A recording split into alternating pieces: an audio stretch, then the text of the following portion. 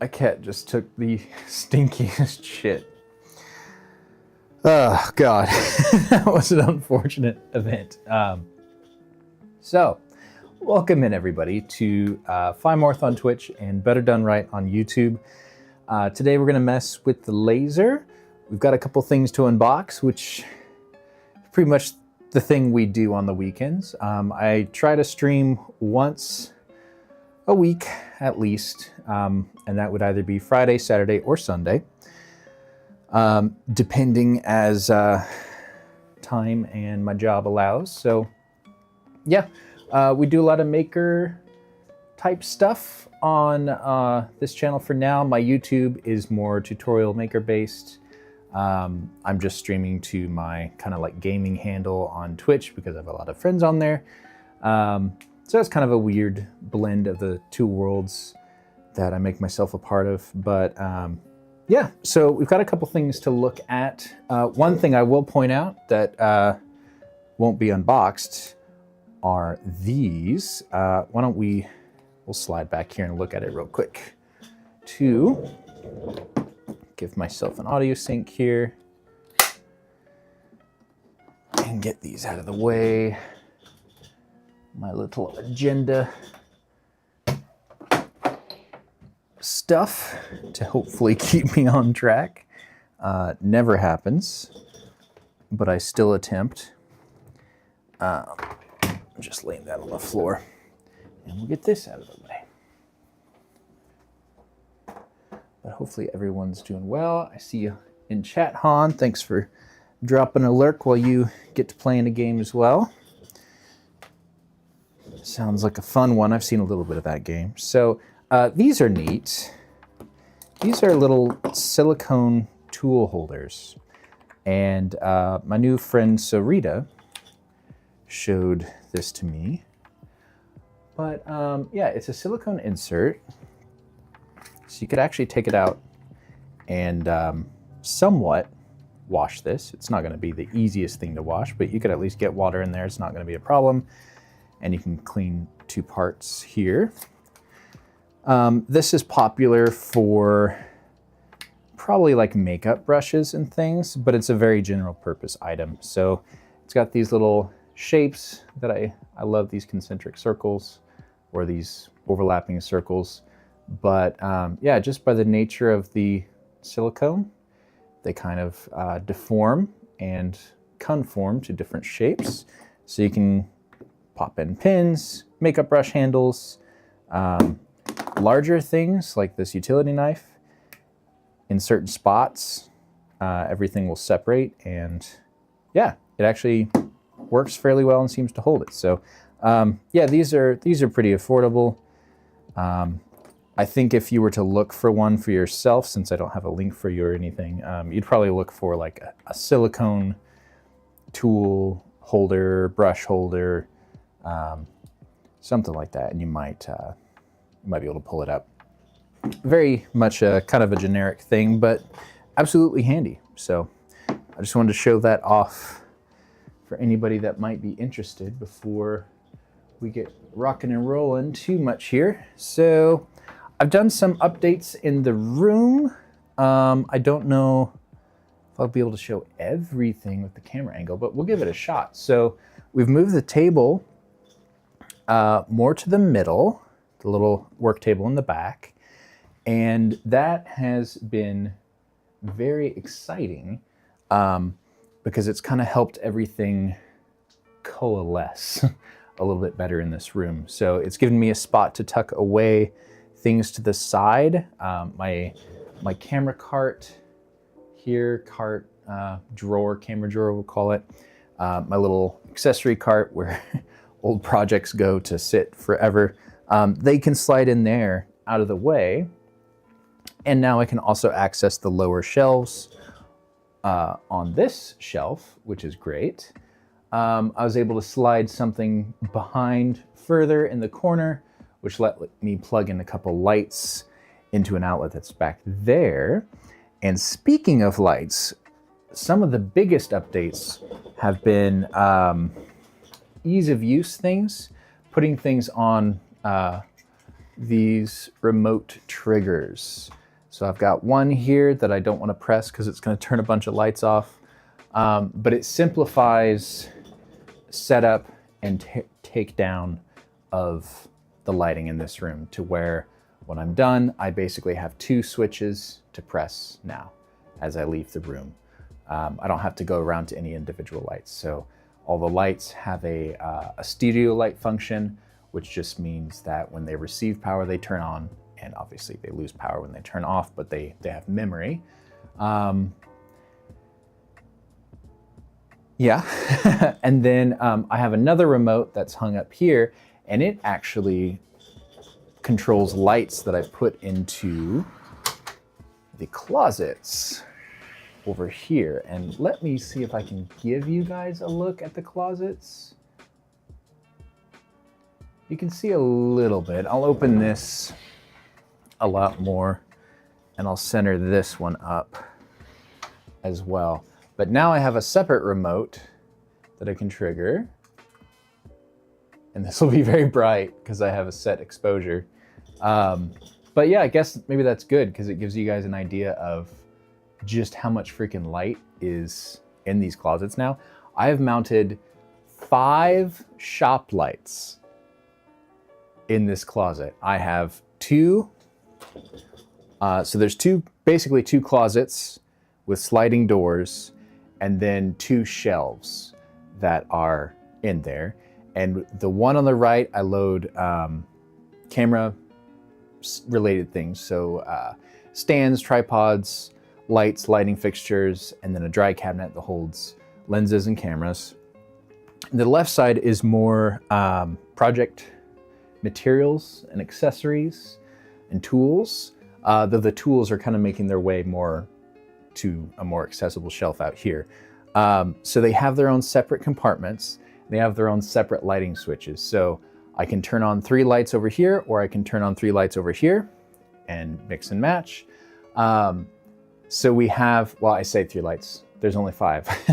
There is 1 light at the top, and then 4 lights at the bottom, and it's 2 lights on each side. So I think I have the first one, which is on the right here, that is set up to trigger on with the other 2, and then just 2 lights on this left side. But yeah, super, super happy with that. It beats, using your phone as a flashlight, or trying to find a flashlight, or turn up the lights in here when I'm trying to find something, because we keep everything kind of dim so the light spill is minimized. And it works really well. I'm really, really excited about that. Just super simple, relatively. I just screwed through the side of these. They're just shop lights. They're 4-foot long shop lights. I just screwed through the metal housing. And let's reset this view. That's annoying. So just screwed through the metal housing, and that allowed me to mount it to the sides and then up top. So super simple. Got that done earlier the week, and that'll make life quite a bit easier. So I'm very excited about that. Another benefit here that we have with the new kind of more centered setup is this camera angle. Actually, I prefer it a lot more. We used to kind of just point straight back, and I'd be a little bit off to this corner. But now, kind of with this corner, this other corner, we've sort of off-centered ourselves. But I think it compositionally works a lot better. So very, very excited. Why don't we get to unboxing some things? We've got 2 things to unbox since I already opened up the tool holders. And then after that, I've got my vent duct installed for the laser.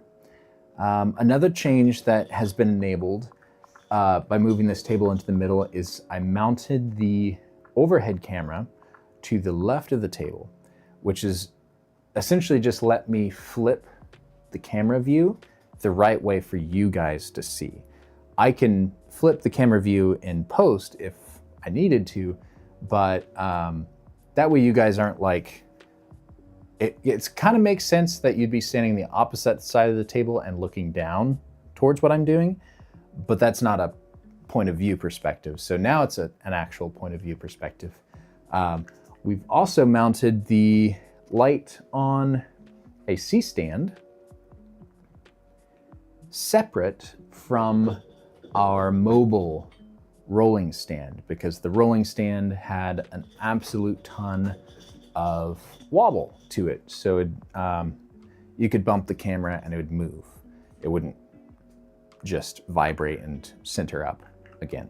So that's been really nice. I've also noticed these triggers, I guess you could call it a trigger, these holders. Try to get you a clear view of this. It is this part here. In one moment.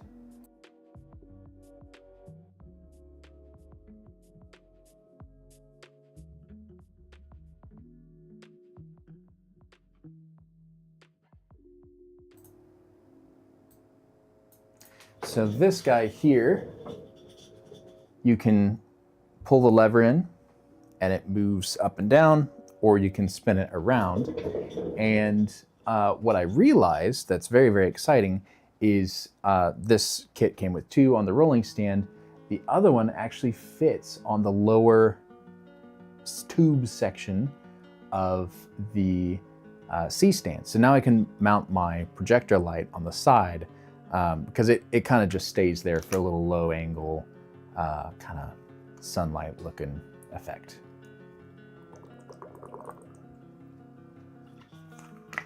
So that's what we've got.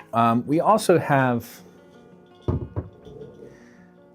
our chat set up a little bit differently today. So I'm hoping that can go smoothly.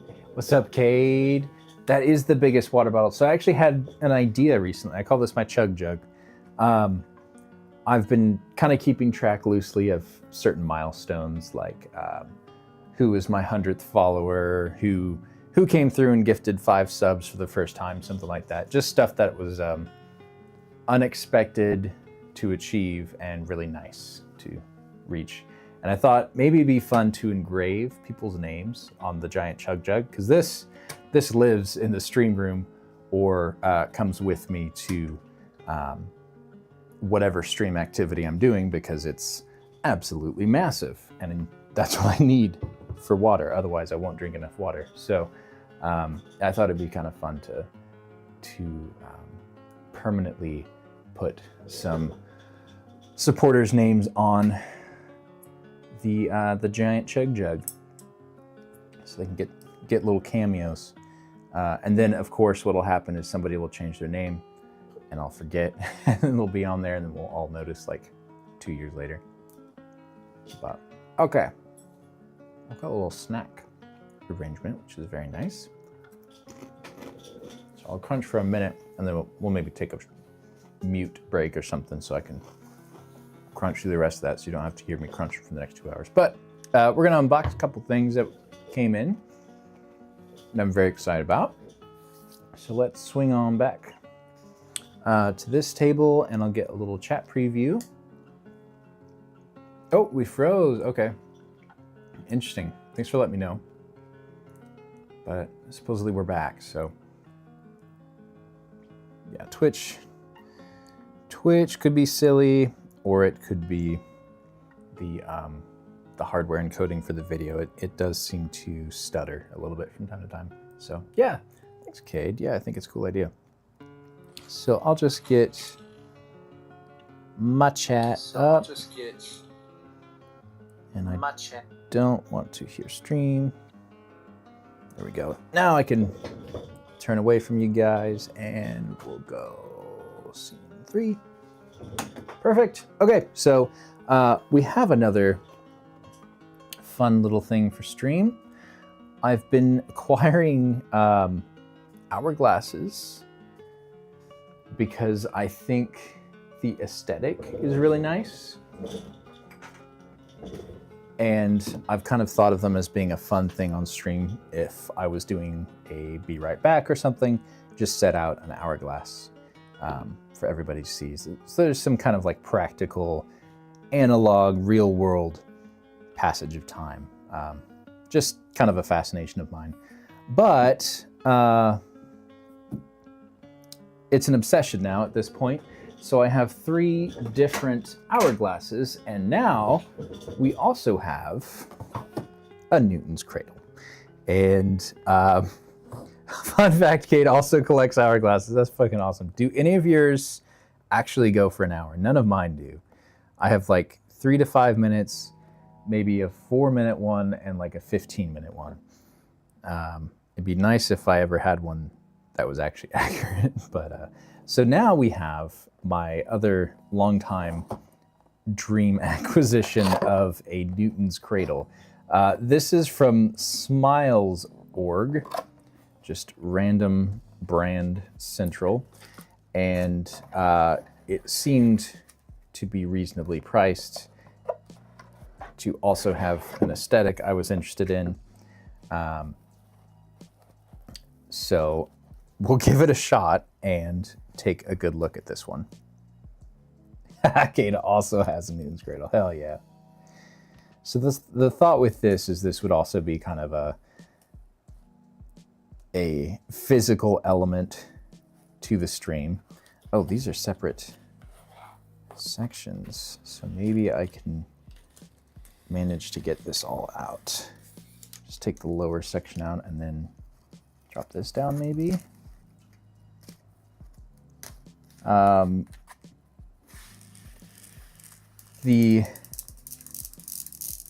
that's fucking cool as shit. Okay. I'm very excited. I was gonna point out that the fishing line that's used looks very, very thin, but I'm sure it has to be. So just checking to make sure there's nothing too crazy on here. So we've got a bunch of different options. Okay. None of that's super, super important. So yeah, I can't quite give you guys a side view of this. So yeah, I guess you're just gonna have the top down view because it won't work because gravity. Now these don't last very long. I think like maybe the best we could get is like a minute. That seemed very unstable. But you can probably hear that. Let me check that it's picking up. Oh yeah, yeah, you guys can hear that for sure. So I think this will be a neat thing to add into videos. Since they're shiny, you can maybe get like a really close macro shot, or you can do some slow-mo with everything colliding. And you could have some really neat expressions of time passing or motions, just add something kind of kinetic to a video. It would be really cool to put this up on the orbit rig and film it in slow-mo as it's running, but the camera's like whipping around this. So yeah, it looks like you'd probably get about a minute. So it's not gonna be much of a, you're not gonna get much time. Like our ad breaks are about 3 minutes. So maybe, yeah, I don't think it's quite gonna work for that. So it might not serve its function as an on-screen element quite as much, but maybe it can be a redeem, or if nothing else, I could just love it to death because this is really cool. So typically I like to take a good look at whatever products I bring in and give you guys a decent idea of its construction quality. So these look to be just like ball bearings, and then they have soldered on little tubes, and then they run thin fishing line through it. Up at the top, it looks like there are, there's a slot cut out on the tube. The string maybe runs around and then it's glued in. So if the string breaks and you were to replace it, you'd probably be tying it. It might be a little bit of a finicky mess, but at least everything here is lined up really, really well. And let me give you a better perspective of this from the side. I think that's probably what everybody wants to see.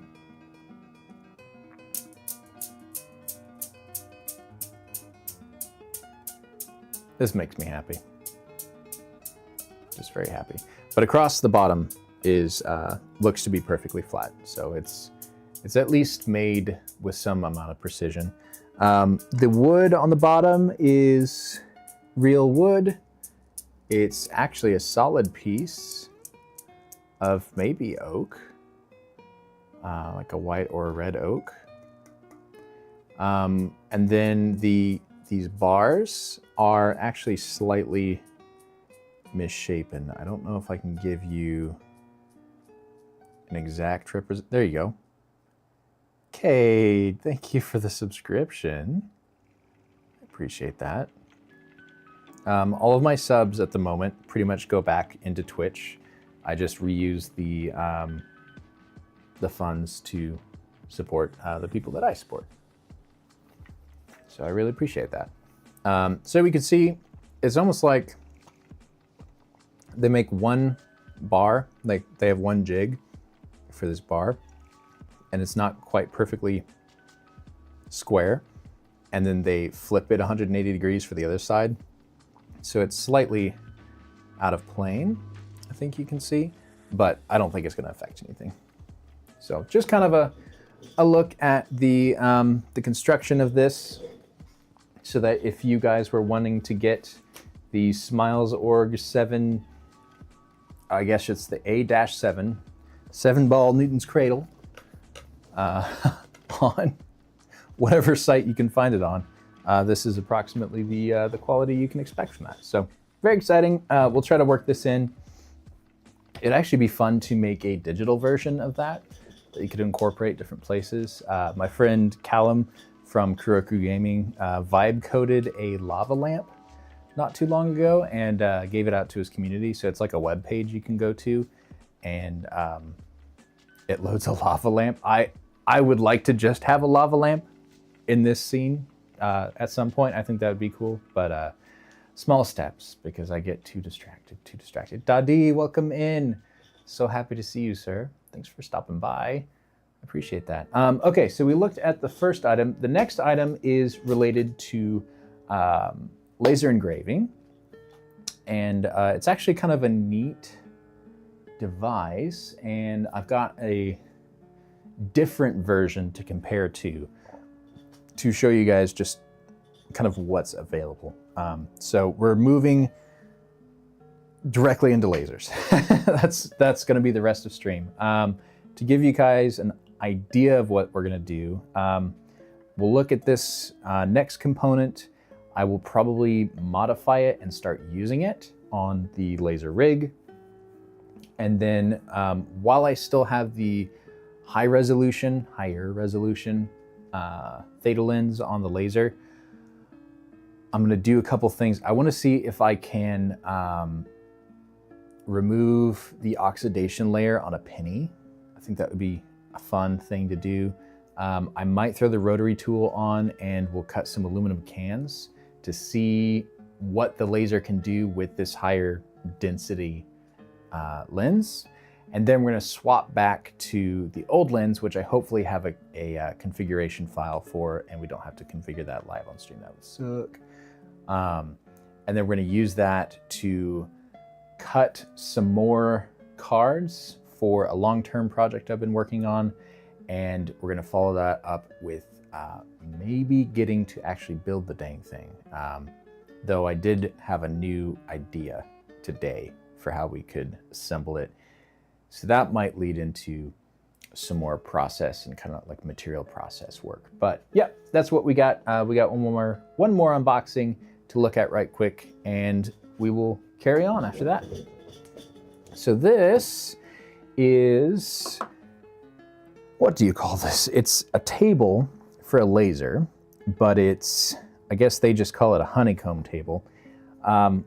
It's like a backdrop or a backboard on a laser table so that you can not damage the backside of what you are laser cutting, like with smoke. And it gives you some clearance to defocus the laser beam to whatever is behind. And I hadn't realized they were designing these the way that they've done it here. This is from Cloud Ray. They're a laser supplier, but this is not particular to them. There are a great many varieties of the same concept, so you can find your own. They're actually incredibly affordable. And it does look like this specific one from Cloud Ray has some particular shapes that may allow you to actually mount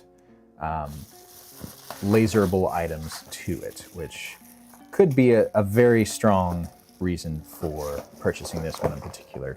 But do your own research, and we will look at this specific product to verify its quality.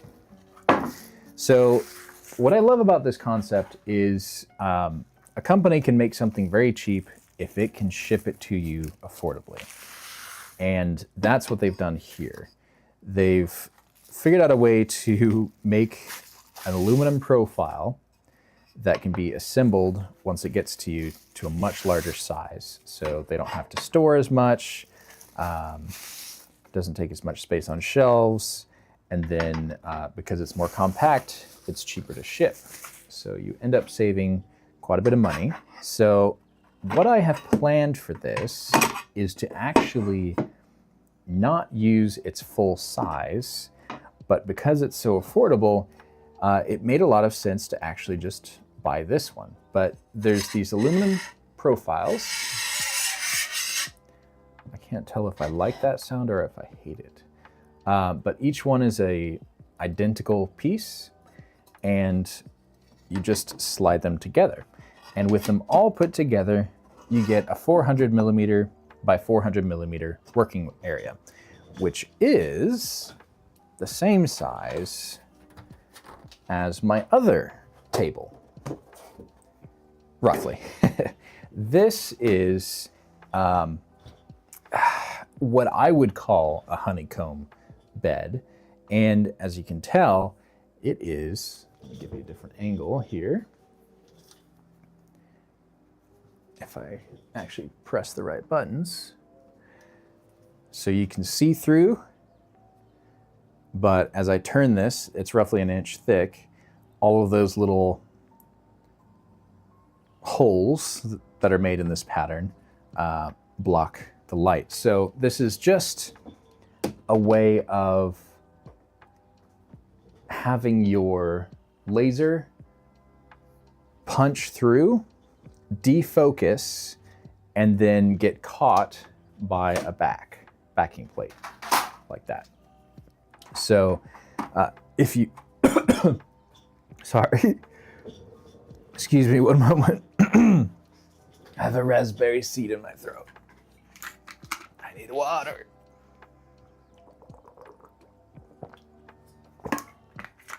Oh my God, that took me off guard. Okay, we're back. So if you're cutting material here, the laser will defocus and then it won't have enough energy to damage your backing plate. So it's kind of a method of protecting work surface. Like a laser could easily burn behind something that you're cutting, this hardboard kind of MDF material on my table. So something like this would be essential. Now you could just put your item directly on a material that's not going to be damaged at the same settings that you're using, but you do leave smoke traces, and trapped smoke will affect the backside of your cut to the point of burning it. So this also creates a space for the smoke and the gases to escape, which is really cool.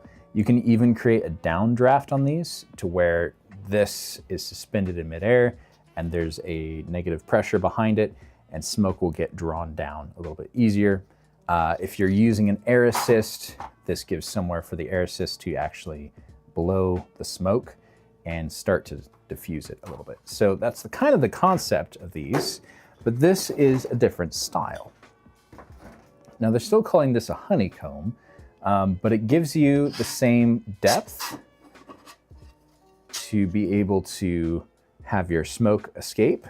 But now we have it to where you could actually blow air across it and vent to the side. You wouldn't be trapping it like straight down. The other part of this is this, as long as it's on a flat surface, this will be very consistently flat from peak to peak. Shala, welcome in. We're looking at, right now, a laser accessory that we will soon modify and repurpose for the laser, and then we're gonna do some lasering.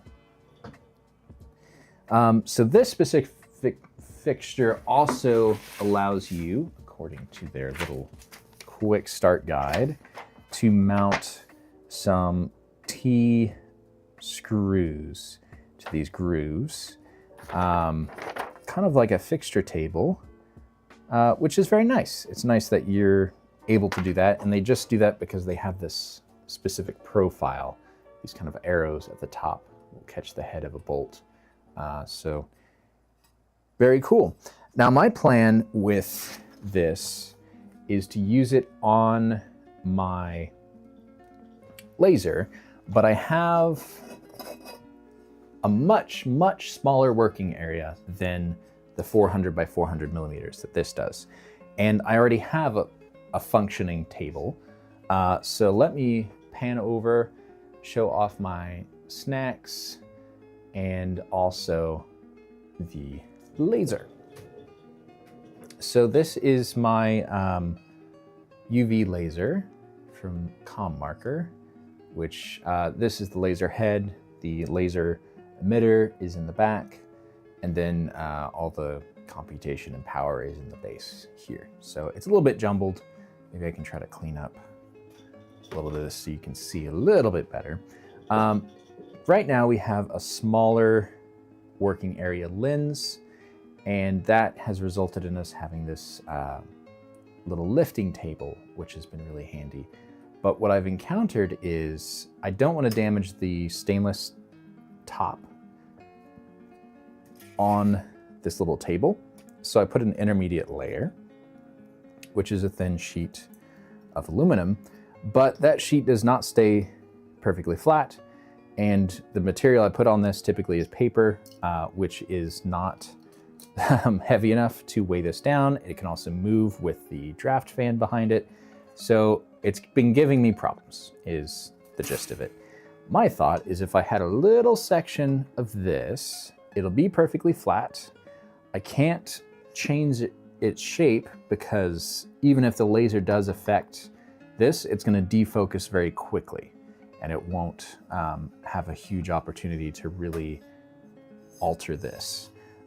So I figure if I just cut a little square out of this guy, and then I could hold that down as needed, or even maybe double-side tape it, then I do have a very flat reference surface that will also give me some distance for the laser to defocus and somewhere for smoke to go, because there's a lot of smoke damage on this plate. Let me swap cameras here and show you a little bit better what's been happening with this. So I'll try to maybe get you a view. Kind of, sort of. So there's these outlines from when it cuts through the paper, and then the cutting process creates a lot of smoke, and there's a lot of trapped smoke. So the smoke is affecting the backside of whatever I'm cutting. So if we can create a small gap for smoke to escape, also have a stable reference platform, this is going to work a lot better for us. What we found with this very small working area lens is our focus is extremely precise. We have about 1 millimeter to play with. So it's got to be precise. This is 1/4 millimeter thick, but if it's warped at all, like it is, or if your paper is trying to move around, things like that, it's going to be a big pain. So one thing that might be worth considering as a difference between these different materials, and I'll swap back here to explain this. I'll swap back here to explain this. There we go. This is aluminum, therefore not magnetic, but this is. So you can actually hold down materials with a magnet. So if you had, it's obviously not going to grab a lot, but it's enough that if you have an air assist, if you have a draft to extract smoke, then you can hold a material in place super easily. Obviously, this is never going to fit on my smaller laser, so it made sense to give this other system a try, and we'll just see how it works for holding something on it without, they don't supply, at least with this, maybe there's a kit that you can get all the little fixture bits to be able to screw things down to this. Although we have a 3D printer, we have abilities that we could probably make something work. So my plan is, I have two working areas. I have a 70 by 70 millimeter area that we just looked at, where the width of one of these squared off is going to cover us exceptionally well. But I also have a 150 by 150 millimeter working area, which we've got references here. So that's going to be roughly there to there. So what I'm wondering is if we put two of these, if I cut this in half, that'd put us at about 200 millimeters, and then put the one that's now 2 together, then we have a square area of 200 millimeters, and that will cover us on our larger size as well. So we can make use of portions of this honeycomb bed and reuse it. Yeah, I don't think I like that sound. And reuse it to our advantage to make something that works for smaller things. So I'm debating on how I want to cut this. Aluminum is really easy to cut with wood tools. It's a soft metal, so it comes out to be harder than hardwoods, but very soft still, relatively, in the world of things. So I do have some options. I could use a hacksaw to just kind of slowly and controlledly work through it, or I could get a circular saw and just mow through the thing. And I can't decide. The real true way to do this would be to set up a chop saw and precisely cut this.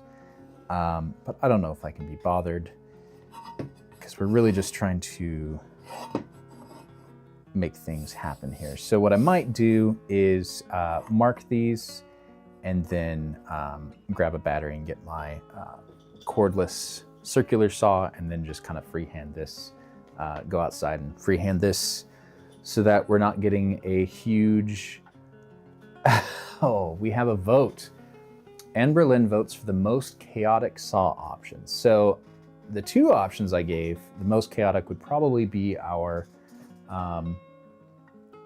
would definitely be the hacksaw, because it's going to suck a lot to do. Let me reset this view so we're not just looking over there. So that is acquirable right over here. And I guess we just do our best and clean up the edge. So that's what we're gonna do. We can do that over a trash can, and you guys can watch me suffer as I work through this. So chat has voted, we shall do it. To mark this, I'm just gonna grab my metal calipers and put a light scratch on this. What's up, boobs? Thanks for dropping by, appreciate it.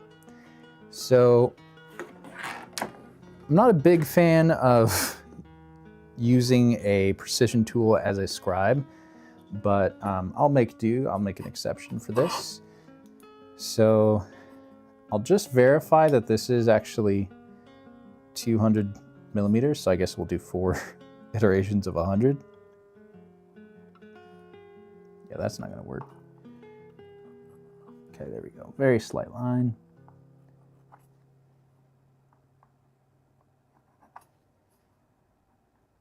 So it's under? So it's like 198 millimeters? What the heck? What'd they do with my 2 millimeters? Oh my gosh, Poobs. Poobs says, got my flu shot and COVID shot, just got reprogrammed.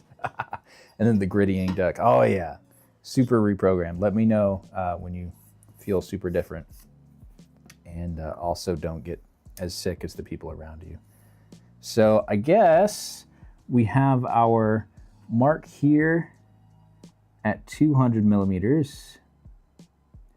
And I'm going to move it over slightly, about 1 millimeter. And hopefully these two parts come out evenly. Now I also have to square this cut. So we'll figure that in a second. I guess I'll measure this one, which is 103. Okay, yeah, that makes sense. The math is mathing. 4 panels. And then I'll just mark this one at one end. Oh, I hate scribing with this. Hurts my soul. Okay, so we've got that roughly squared off. I do also need to mark, well, I guess if I have the right tool, this won't be a big deal. Now I need a square. And I don't know that I have a square in here, but I'm gonna threaten my life again with a raspberry and see if I've got one in this other room.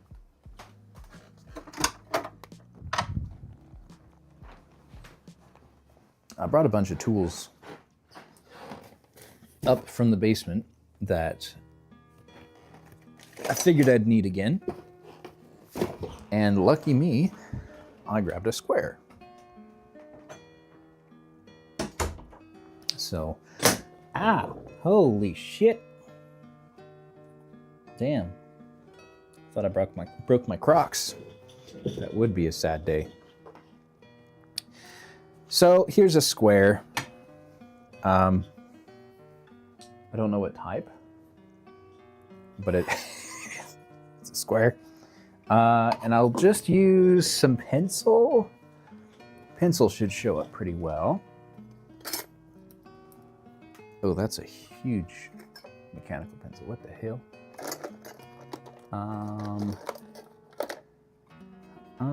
I guess we'll just make it work. Oh, I do have an actual, ooh, I kind of want to find it. So I have an actual metal scribing tool that I really want to see if I can find. So let's endeavor. This is my assorted, somewhat related to what I'm doing, hand tools. So this is a wooden scribe, which is just like a chisel blade where it's flat on one end. My bad if you can't see that.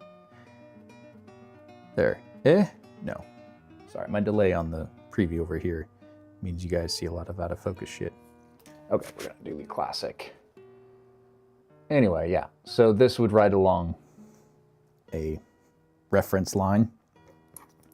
But yeah, we don't want to use that on our aluminum. So I've got another one in here. Yes. Yes. Right here. This is what I'm talking about.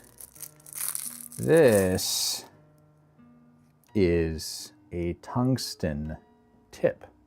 So that's a ground tungsten rod on the end, probably just from a TIG welder. Oh, and there's like, oh, this is just press fit. It's not even replaceable. Poobs is saying, I'm painting my walls soon. So you need to finalize your color. Dang, I hate trying to pick out colors for sure, like committing to something that's going to be on a wall for a while that you also have to pay for.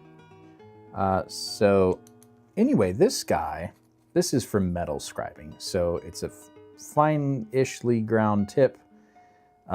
This is an extremely cheap tool acquired from probably AliExpress or something. But it should just about do what we need it to on this for its very specific application.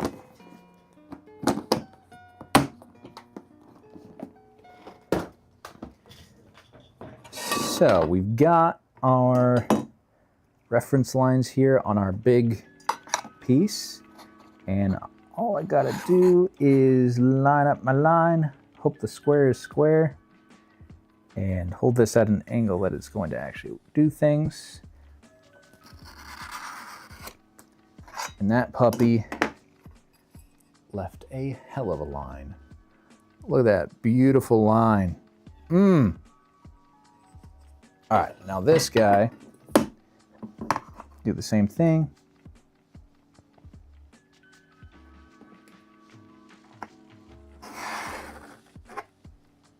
There we go.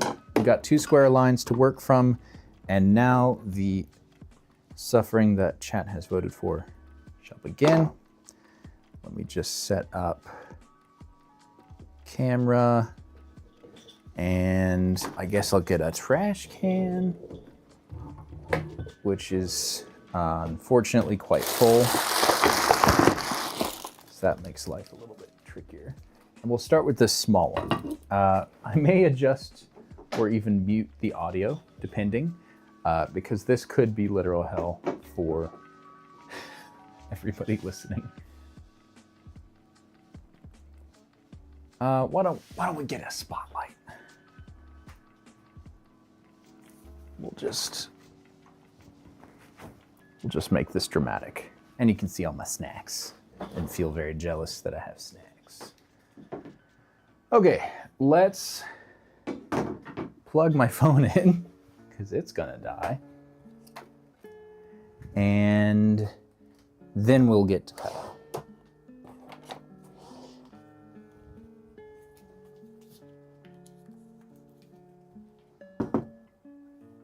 This is the downside of using your phone a bunch before stream and not charging it. There are consequences in life, like your phone being dead. Okay. Keep an eye on the audio levels. And now I have to freehand cut this because misery was chosen. I'm gonna do my best.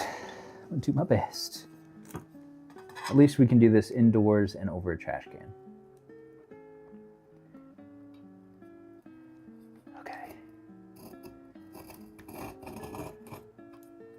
That's a good start.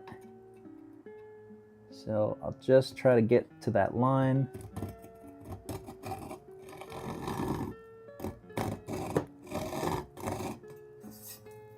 Start on one edge, and then I'm going to try to kind of feather this back down the rest of the way.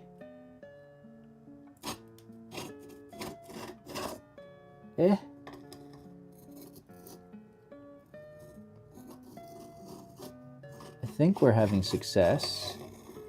We just can't go crazy yet.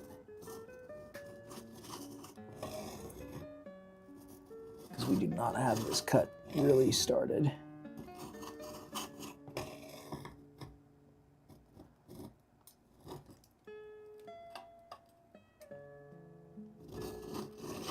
Yeah, but like I said, the real way to do this is just a chop saw. Don't worry about it dulling your blades or anything. It's really not gonna be a big deal. Then at least you can know your cuts will be square and you don't have to lay out your lines and everything like this so much. So far so good. If I can just keep this up, I think we'll have a good result. Just a little bit terrified to commit yet.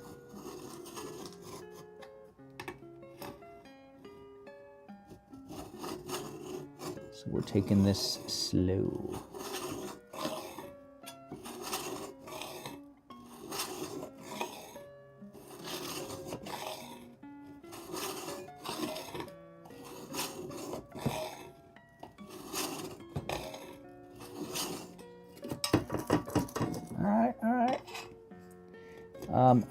I actually don't know if this is counting as chaotic anymore. It's just the annoying slow way.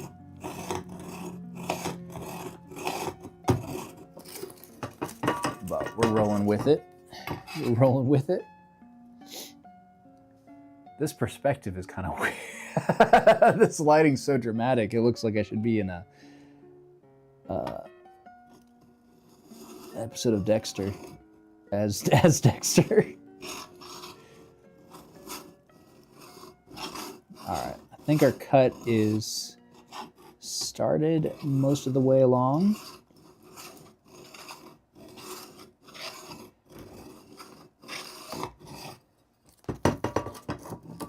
So we can get a little bit more committed to this now.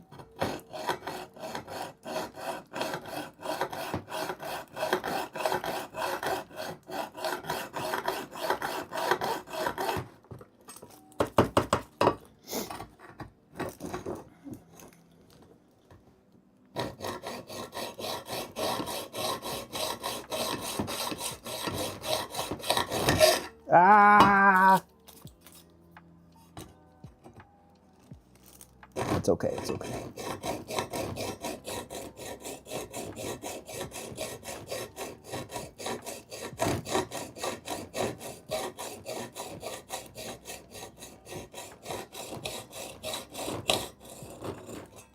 And Poop says, start your new job in 2 weeks, so you had to get reprogrammed with these shots.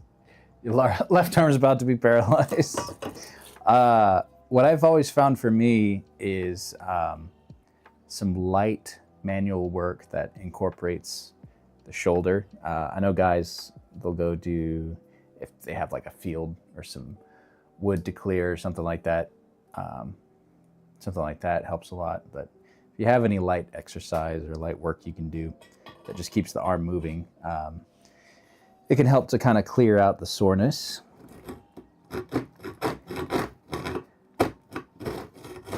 All right, but congrats on the new job. That's very exciting.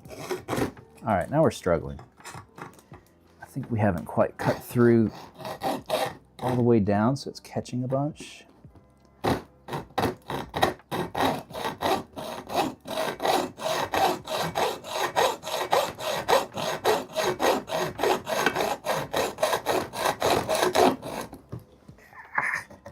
God damn it. This hacksaw blade is very aggressive. Kind of wish I had a finer tooth one. We shall carry on. God dang it. Trash can's also not the best. And really, the lighting and the saw is very much Dexter vibes. Tonight's the night. Absolutely, bro. Steph the Bay Harbor Butcher. I hope we don't see an entry.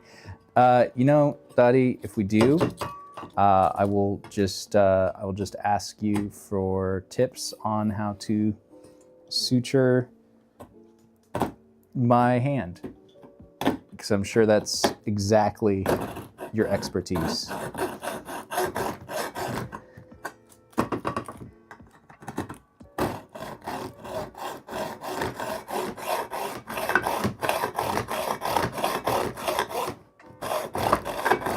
I'll admit the trash can's maybe not the best idea. Let's consider an alternative of a chair next to the trash can. All right, let's try this.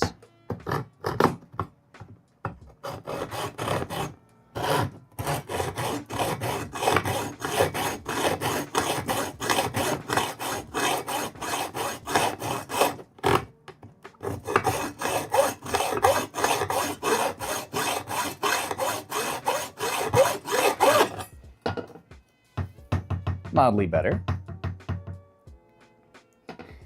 Poop says, if you cut your finger off, use fire to seal it up. Saw that in a movie.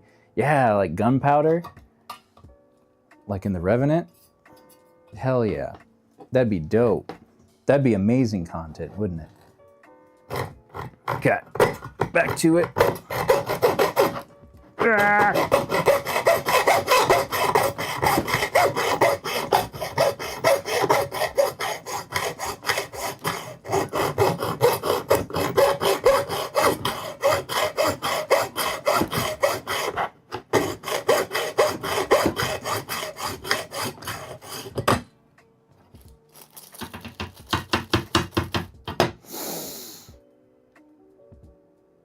This is annoying.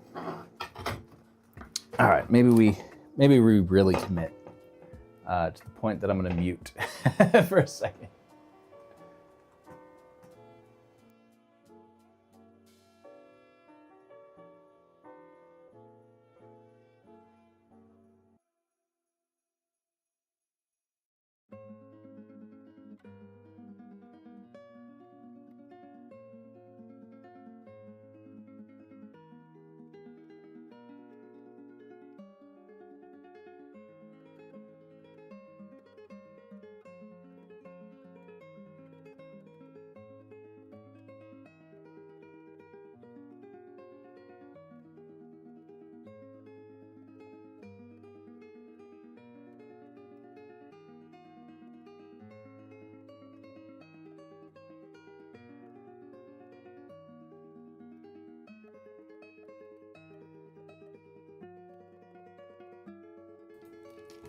We've almost done it.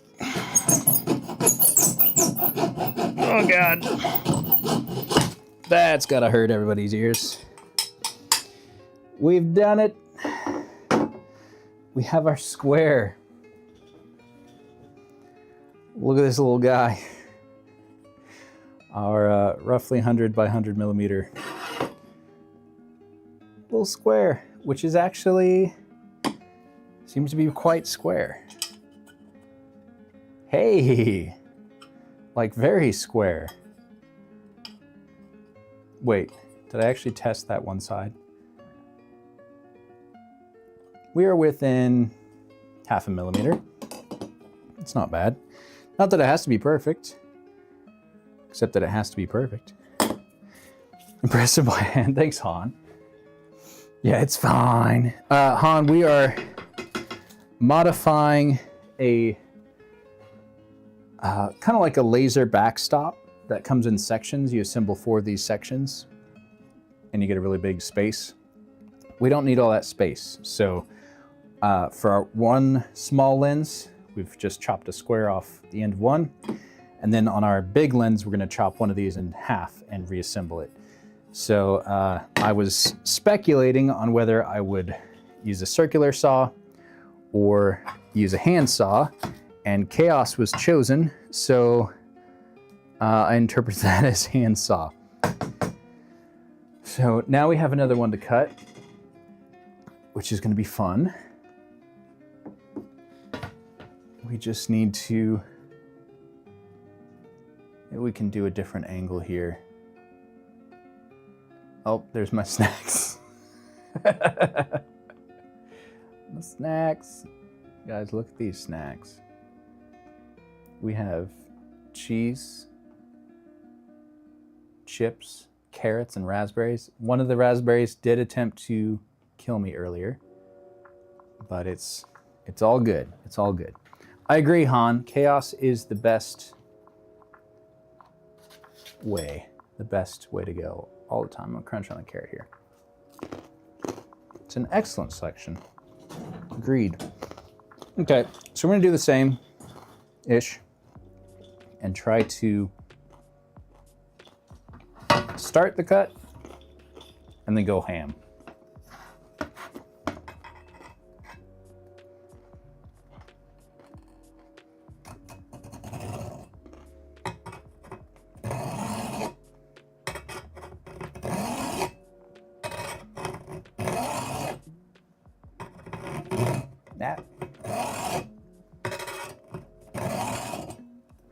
And if anyone's wondering about all these scars on my left hand, It's from saws doing stuff like this. I actually have some scars that are on top of other scars because I didn't learn. But it was usually, it was different. It's not like this.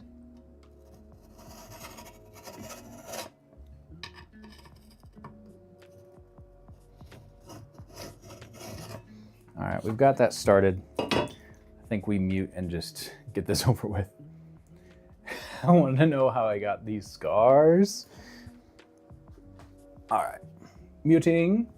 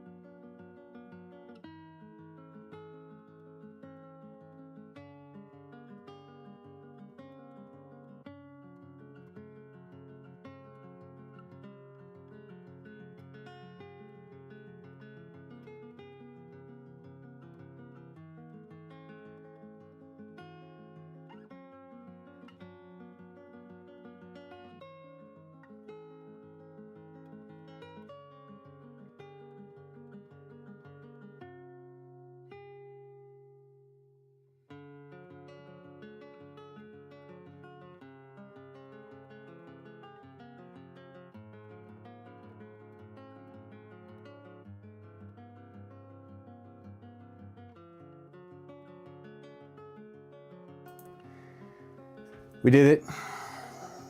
We've achieved success. We have made a mess. So we've cut through both sides. Now I'm terrified to step in all the metal shavings and track them around everywhere, so I need to clean up real quick.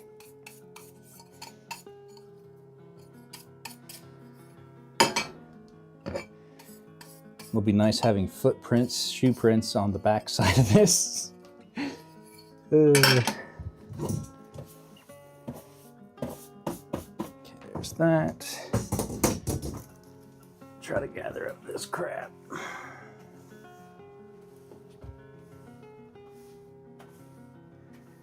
think I've got my little vacuum around here. There it is.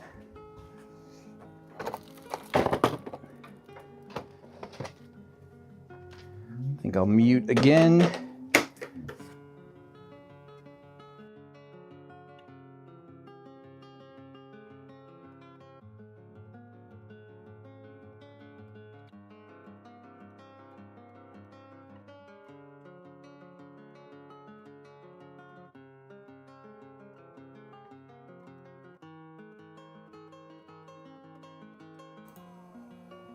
All right, success.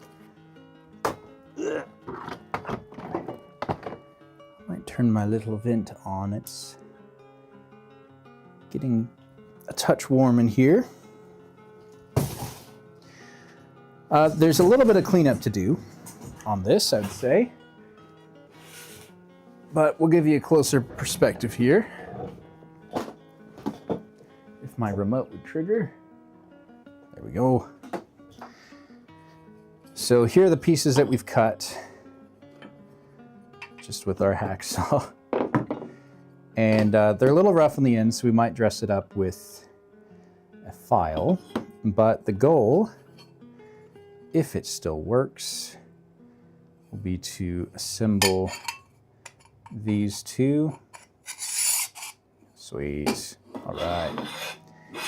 And now we have a 200 by 200 work area, and we have a 100 by 100 work area, which is all we needed from this kit. But it's so affordable to buy the 400 mil and just cut it down instead of trying to find something smaller. So yeah, very exciting. I think I will clean up these edges.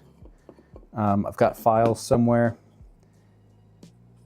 just so that there's not a sharp edge or an edge that can lift up one side. And then we'll be able to start putting these to use.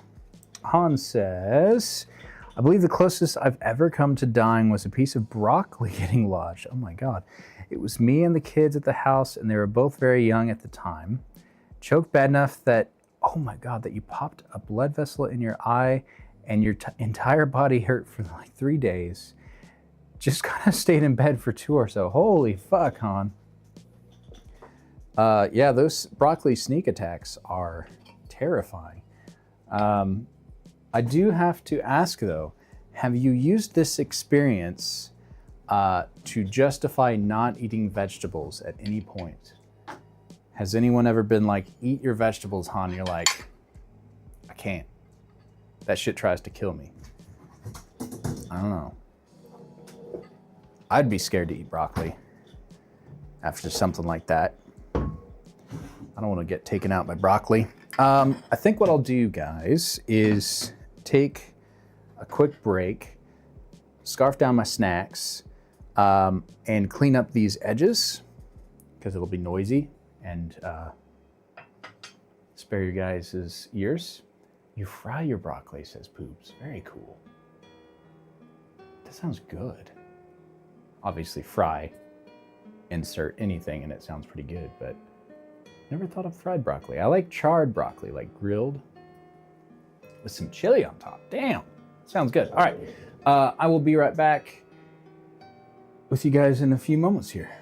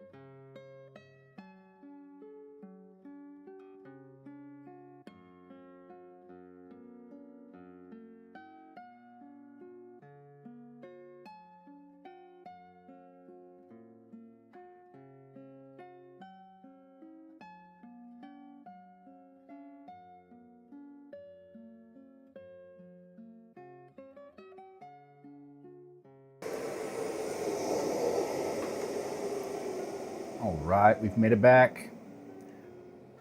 I will say it's a different experience speed eating with chopsticks. I feel very accomplished after managing that. Okay, so these are our pieces that we will get to use on the engraver behind us. I think we'll just start with this smaller one. So we'll go ahead and swap over there and get to some lasering.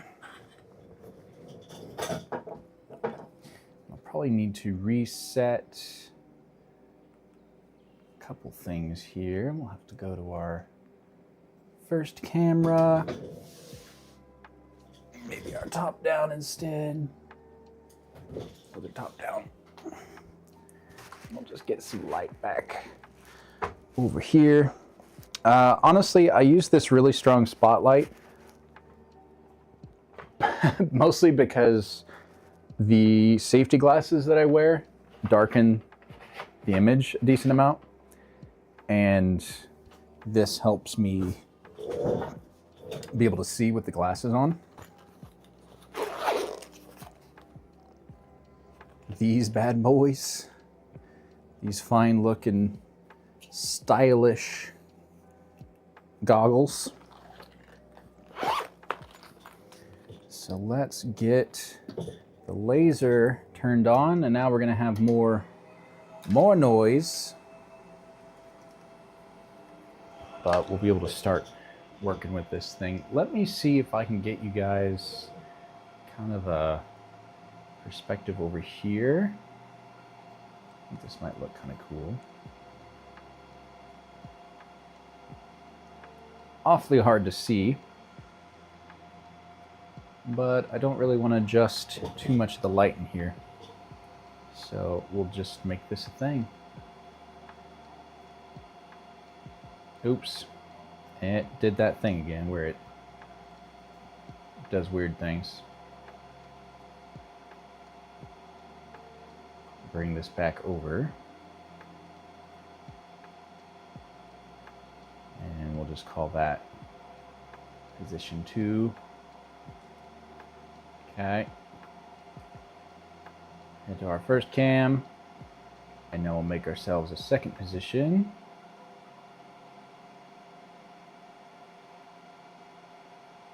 And we'll have to zoom in to hopefully get focus and exposure. There we go. Oh, that's annoying.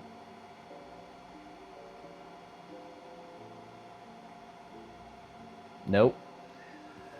Oh boy, this little remote gets annoying sometimes.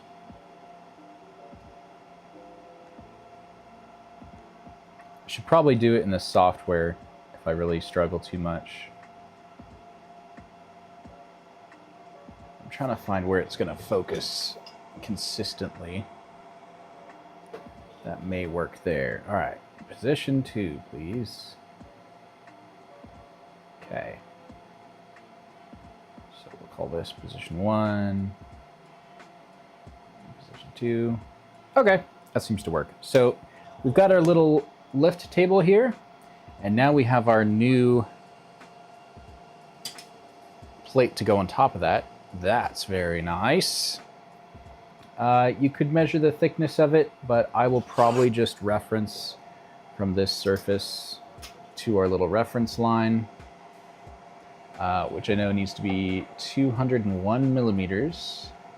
So I will lower this to 201, though you probably need to have your material on there too, so I'll add in that, drop that also to 201. And now the laser should be in focus, but it'll be in focus only on this upper portion of the material. Anything where it misses the material should hopefully now be defocused enough that it actually doesn't damage anything. So we've got a penny on here, and this laser can affect metals pretty directly. So let me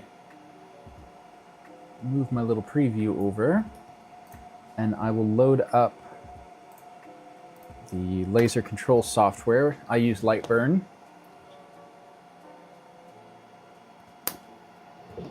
Okay, and I guess I should measure. I've never really measured a penny, but our goal here, for those that are wondering, is to see if we can clean this penny. Run a pass to actually remove the oxidation on it. So I'll measure this penny.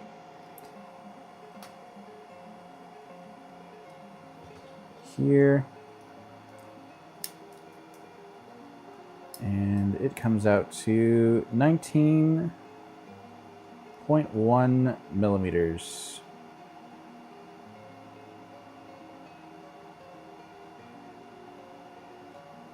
And it is, just so we have that too, 1.44 or 1.45 millimeters thick. Okay, so if we made a 22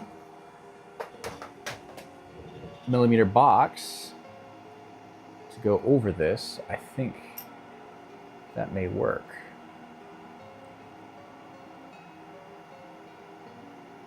I might put a drop of highlighter on this. This is a UV laser, so its light is not visible under normal circumstances, but a highlighter reacts with UV light and helps it luminesce. So if I put a little highlighter fluid on there, I might be able to catch the dot. And I can roughly center that on our penny. Very nice. And just in the Lightburn software, I will make a square. Let's see, needs to be 22 millimeters across. And I'll just have to center this in the middle. I'll set the layer to fill, and we're gonna have to guess at what we want. I guess I'll do a high frequency, so it's a lower effect, but we'll go kind of at a slower speed. We'll do 200 millimeters a second, and the Q pulse we'll put up at 800 nanoseconds. So I've got that set up. It should just scan across. I do know our interval. What did we solve on our interval problem? We did some testing not long ago. And we found our intervals on this beam did not connect for quite a ways. So this was interval 0.02. That seemed to be what we kind of settled on. I'll just do 0.02 since I can't find that. I need to write some of these parameters down for sure. I'll drop that to 0.02 and pick up what I dropped. And let's give this a run. I'll bring the view over for you guys, and I'll try to zoom in here some more. I guess it would be more ideal to get the camera closer, but I am a little bit nervous to put the camera too close and damage the camera. So we'll settle with this for now, being that this is a little demo. And we're gonna run this as one layer once I fix my, oh, interesting. My little remote for my camera was punching in F randomly on this interval chart. 0.02. Okay, we will, I guess I'll frame this like we should, and I'll just check to make sure it seems to line up over our penny, and I'll hit start. And I believe it's concluded. I'll just double check. Oh, it's still running, okay.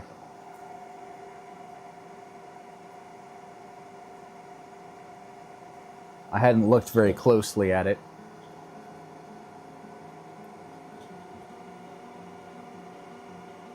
It's not quite affecting the aluminum anodizing.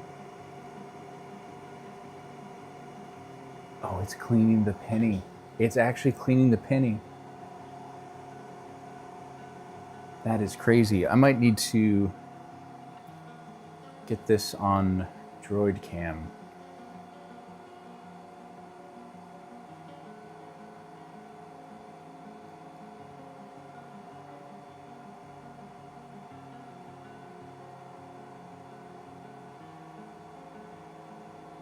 Okay, Droid Cam, and then toggle this on.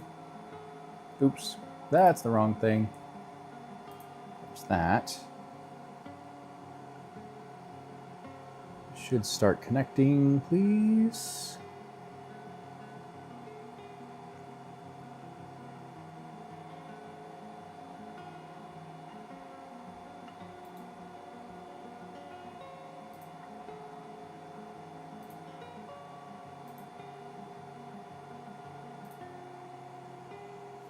Oh well. I'll try to get a video at least.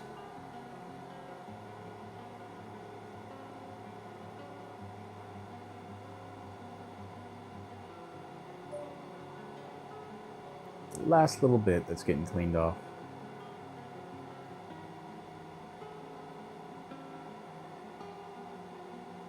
That's very cool. So I didn't really think this would work first try. I thought it would be really sneaking up on these settings. But we have successfully cleaned a penny. It's still running. I've given it... Okay, I have to stop it from that dialogue. So we now have a slightly shinier penny. That's super cool. So I guess I'll up these settings. I think we'll run it a lot faster. We'll go 1,000 millimeters a second, and we're going to drop our frequency by half. So hopefully that all balances out. And we'll load this on the other side, but I will try to get a before and after picture. I may also try to get Droid Cam working for this perspective as well.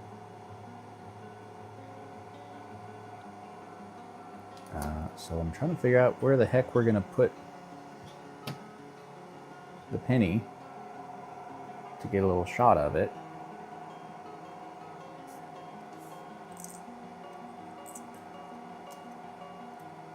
Okay, that kind of works.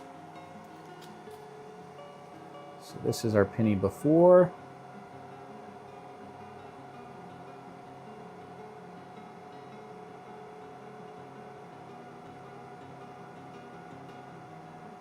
My phone will cooperate. It's exposed properly.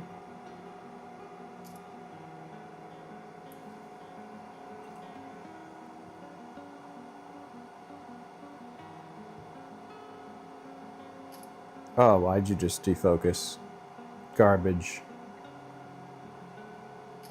Okay. So we've got a little before. Let me get Droid Cam set up. Silly thing.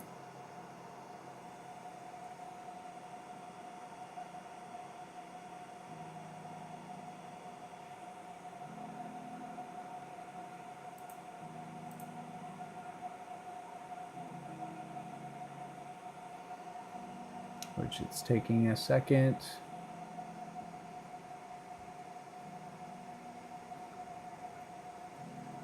Nave! Sandblasting with laser, amazing. Try to get something with rust. It would be more visible with rust, yeah. Some companies have big lasers, like 2,000 watt sandblasting materials. Prepare them for painting. Absolutely. Yeah, it's a technique you can use. A lot of people use infrared lasers, like a fiber laser. This is not a fiber laser, for sure, but it will do it. Definitely would do it. To some degree. So I'm just trying to get Droid Cam set up to where I can get you guys a live view of the progress of this. There we go. So here's our penny in its before state. Let me see if I can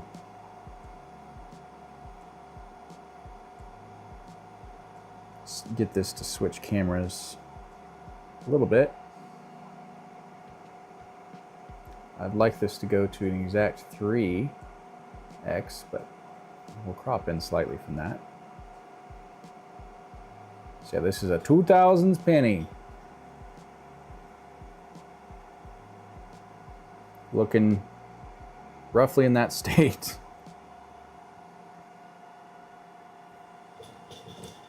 All right, now we'll load this on the bed.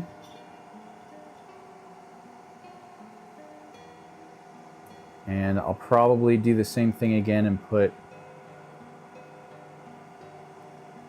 a small bit of highlighter on it.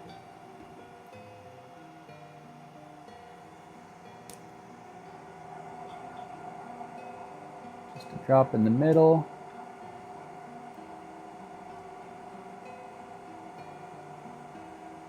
And then that'll help me see the laser beam. So I can center it up on the peony. And we'll do my framing. There's another check. That looks good. And now we should be able to run this. So we'll get Droid Cam back up.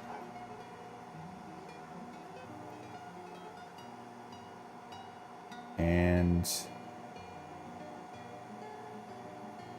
I'll just give you guys the view here. Oh, that was all separate.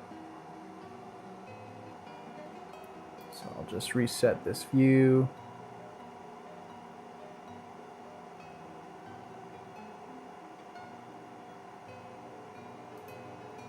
There we go. Now you're getting a full perspective there. And we will run this. Hopefully have a better result. You can see it affecting the aluminum now. Try to hold this steadier.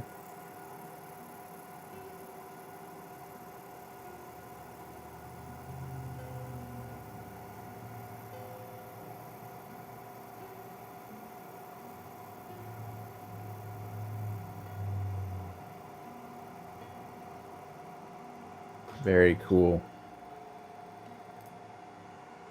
So now we have a penny that is just a little bit cleaner.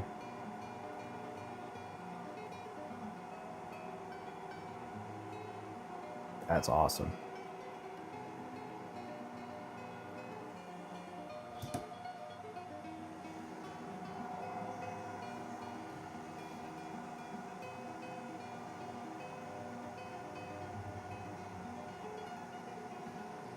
I'll try to get, it actually looks interesting. It has a very different effect. It's not shiny, it's just lighter.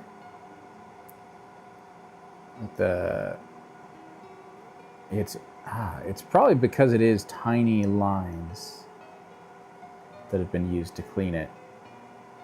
But I think it'd be really fascinating to eventually get a method of aligning a penny perfectly with an image that you're going to make, to the degree that you can highlight certain areas on an existing object, not creating a new one.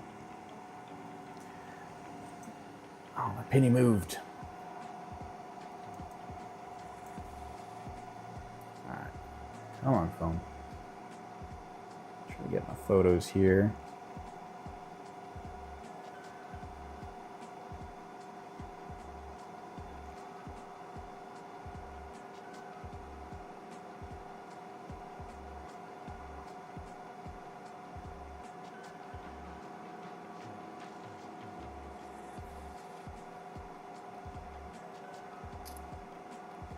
Gives me some trouble.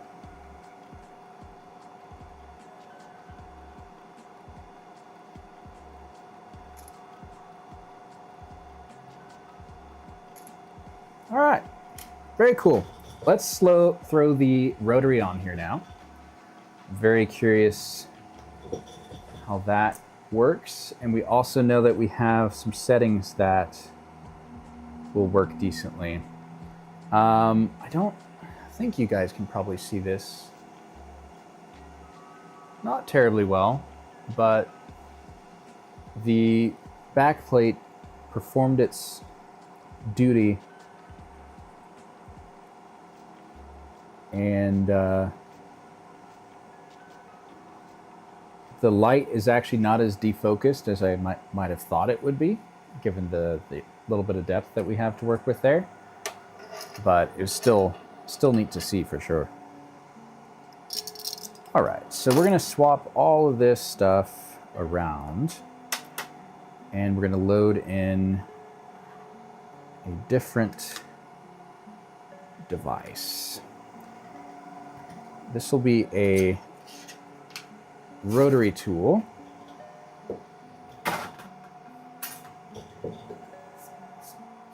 And it's up here.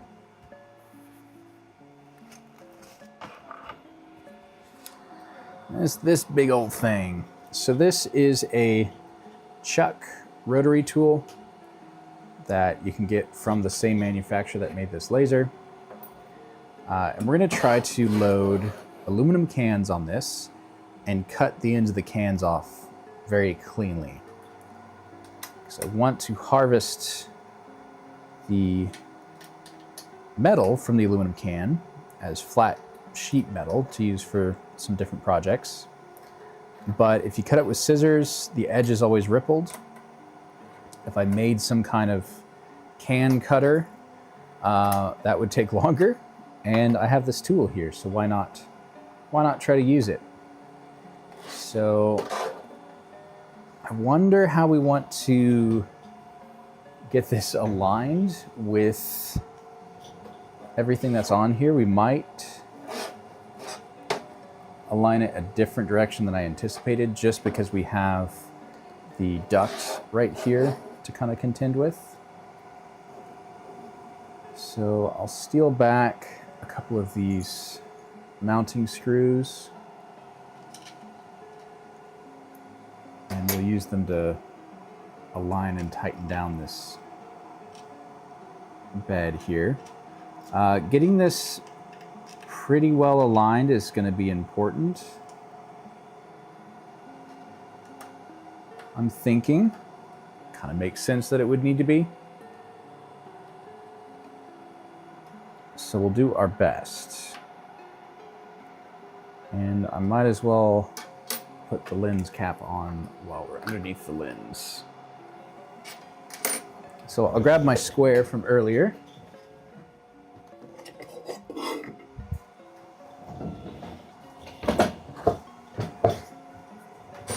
And I'll just square this up off the end here.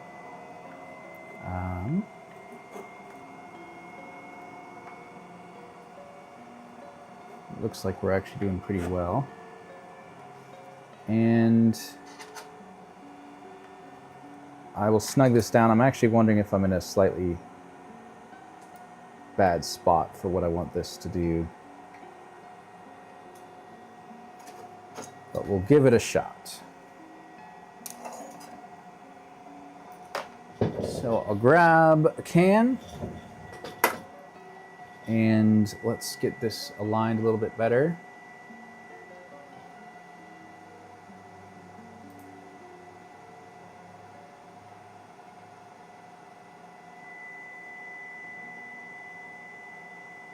So there's our rotary chuck that's been mounted. I just need to grab the cable for it. Hook that up, which one end will go in the motor, the other end plugs into the back of the laser. We do have the laser cap on, and I'll turn the source off as well. so I could take my goggles off and see. And I'll just try to get this plugged in. Okay, good.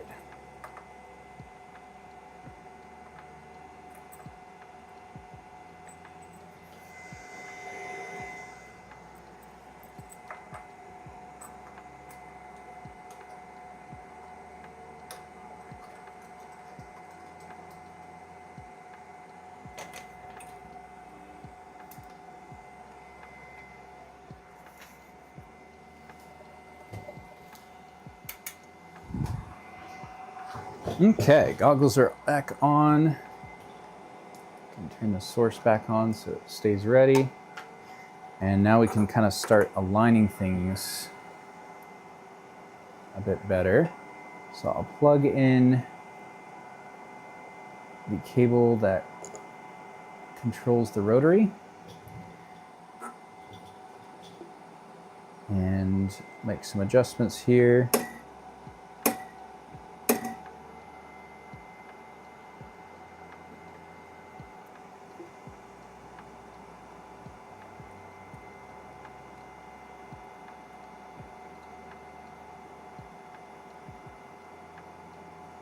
I think this might be the wrong size. So we'll do the larger can instead.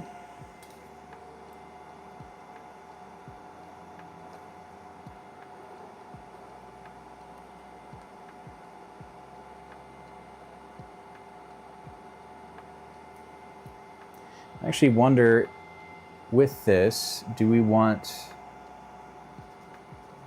to cut all the way at the end?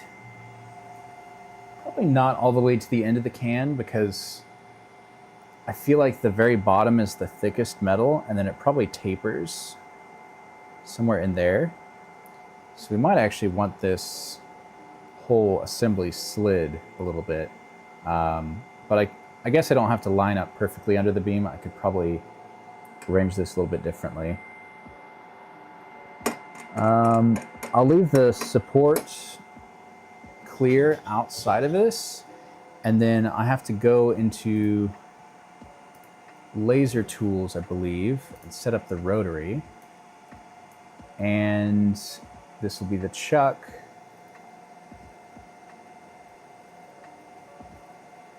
We'll need to set up a couple settings, which I believe I've written down.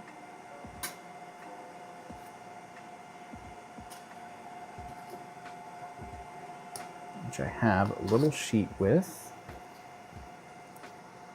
So this gives me my steps per rotation that I need to enter, our split size,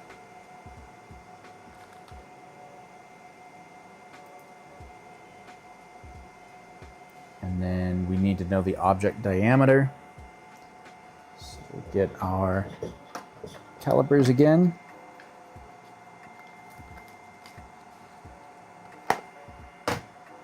This is all relevant information because it needs to calculate the circumference so it can make objects line up properly. And we're looking at 66.17 millimeters.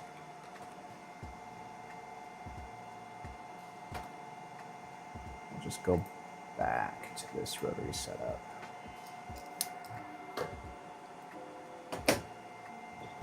It's calculated our circumference. We have some speed settings. I'll probably just leave those alone. I'm going to tell it to be the y-axis, which should be... Actually, it should probably be the x. I'll just hit OK, and then we'll set some settings that'll never affect anything.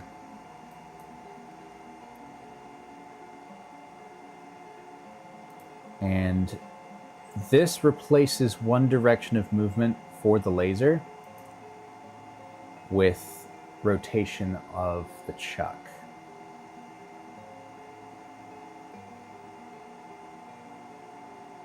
So if I hit OK and frame, does framing do anything?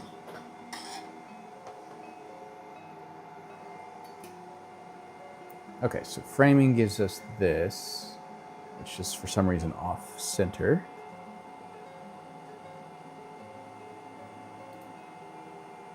Because our box moved for some reason, that's why. So I'll frame this again. Okay, we actually just want a line. So I will delete these, and I'm just gonna make a long line that's outside of our boundaries.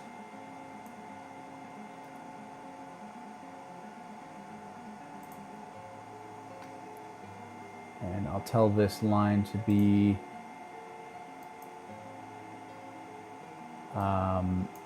a width of 300 millimeters, because I think our circumference was under that.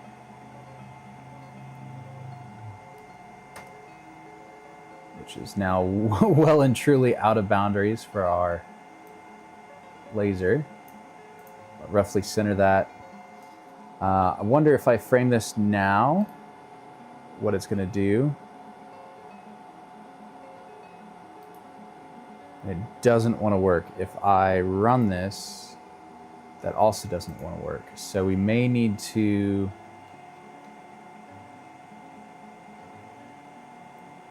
change another setting here. Rotary setup.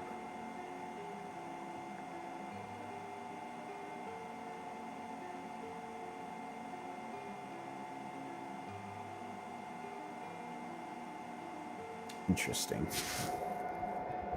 That's kind of an interesting snafu to hit. Obviously, you could work a small area on this can, but you would roll the can. But to show that image in the software, it has to exceed the working area of the laser, and it throws up all kinds of errors at me.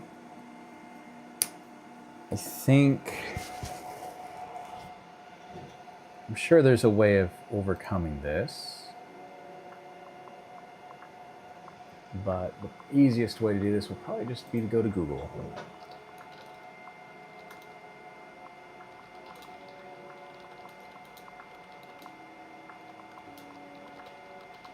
Also, my current boundary is smaller than the actual boundary. But looking here, that's not helpful.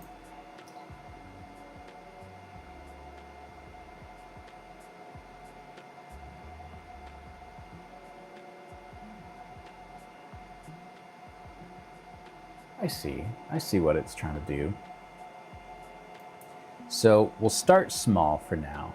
Why don't we'll make this just the size to fit in here. And we'll use this can as a sacrifice to learn things on.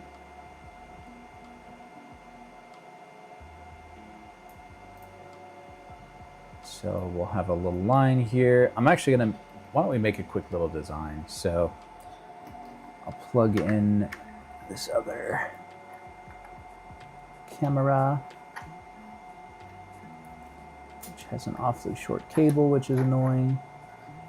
And to do that, I will unplug this guy.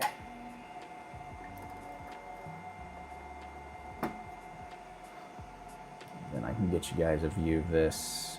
Turn off that. Turn these two on, turn this off. And if I enable our webcam, there we go. Now you guys have a little view. So this is Lightburn software I use. We'll just make a little pattern real quick. The best way I can kind of think to do this would be, we'll grab some shapes here and let's do something like that. That will then rotate, and we'll size that down to maybe only be 3 millimeters, 4 millimeters tall, roughly. And now we'll make an array with this. So I'll select it, go to array, and we want more columns in the X direction. So I'll make a whole bunch of these, and I'm gonna add a little bit of space between these. So we'll go just beyond its total distance between the two. And why don't we actually do 0.5, kind of like that. There we go. Now we can make a box around it that we will shrink by a tiny bit.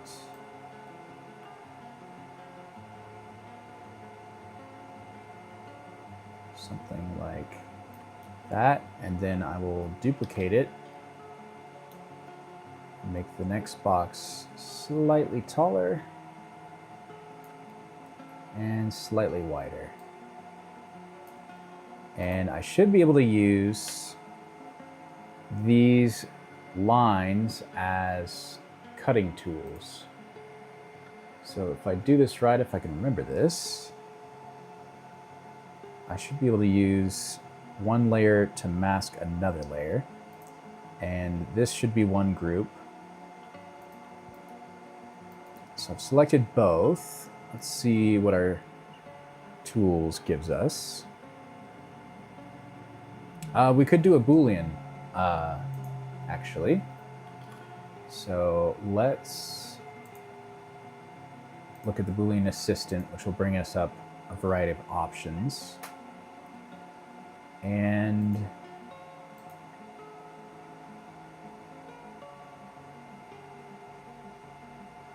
I think A to B, subtract A from B should work. Hit OK. And we've lost our tool. So I'm actually going to create another duplicate, leave it there, select just one of those, select our other one. We'll go back to our assistant, make sure that looks right. So I'll hit my subtract again. I'll hit OK.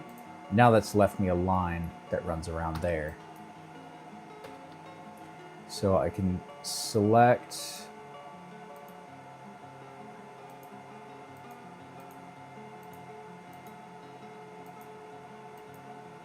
weird, I do have two layers here.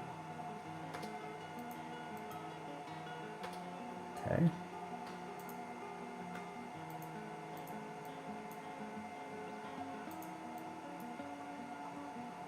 That'll be difficult to select.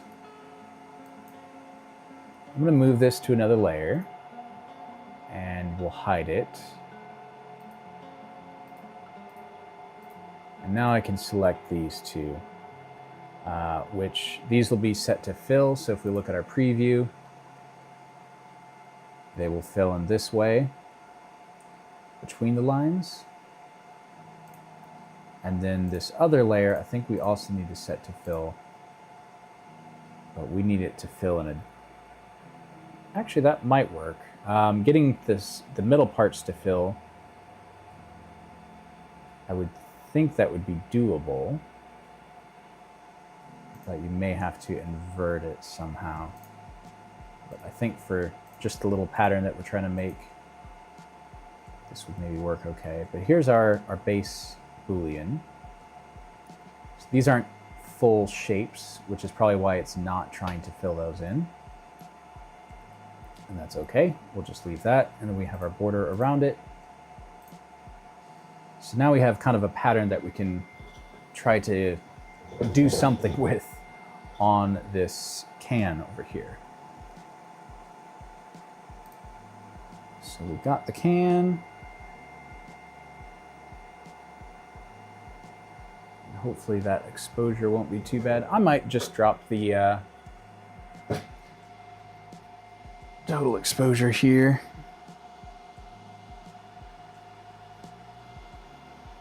That will balance out a little bit better, although it just keeps it keeps adjusting, which is annoying. I'd like it to work both ways, but it doesn't want to. So we may have to set a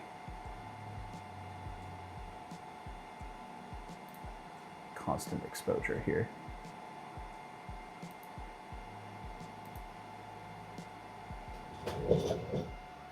Okay, I think that might work. It's halfway decent. All right, let's try to figure out the dang thing here. So we have our settings. I'll just lower these a bunch. The defaults are set a little bit too high. And we'll leave that fine. We'll make our interval roughly that. We'll just copy our settings over to our other layer and give myself a frame here. I want to make sure that's not going to cut. Should just clear the end of our chuck. So this may actually be a good setup. And let's hit start and see what happens. Okay.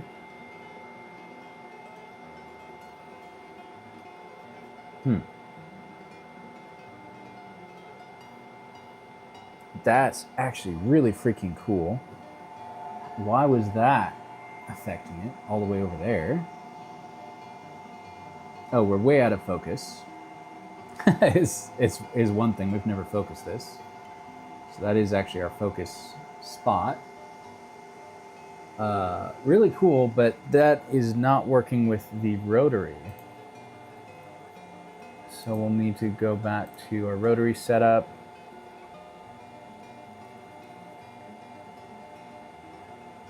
I guess we'll just tell it y-axis.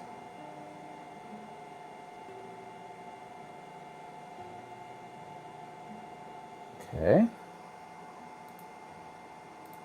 If I tell it x-axis, it doesn't really change anything. For our test at least. So I'll just hit, and that's done. I've changed it to y-axis now. We'll run this again. That also does not do anything.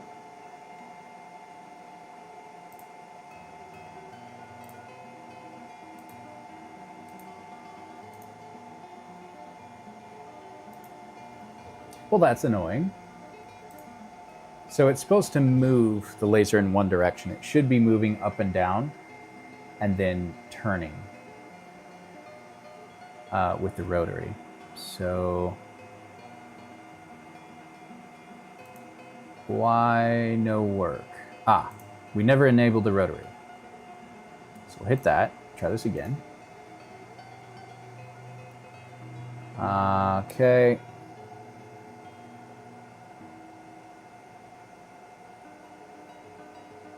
And it's telling me some things. And now it's finally popped up our actual dialogue to work with. So now we should be working here.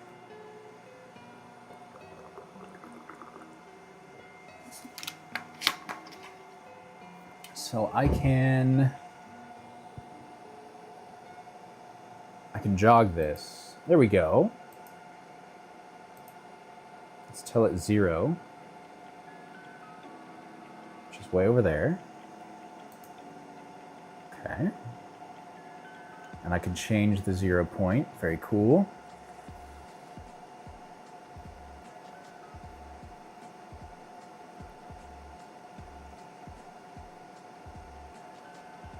All right. Oh, there's a button to sanity check. I love that. Let's focus this. And I guess we also need this to be level, perpendicular to the table. So that's a little bit annoying because our adjustment knob is in a really bad spot.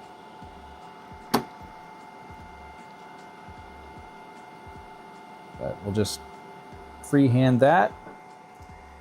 And then we'll get our focus adjusted. So we need 200 millimeters from the top surface here. And that's going to be a little bit annoying to do. 201. So I'm going to have to guess.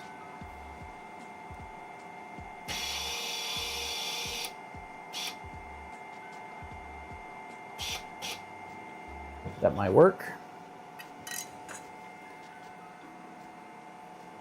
And let's hit start.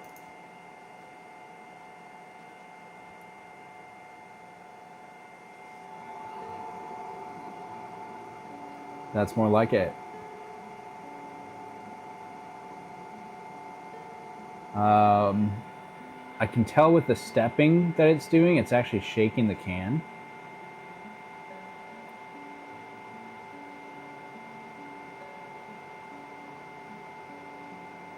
Which is reasonable.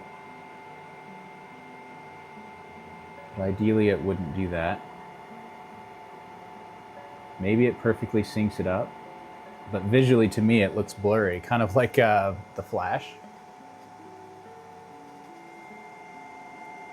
But it is working.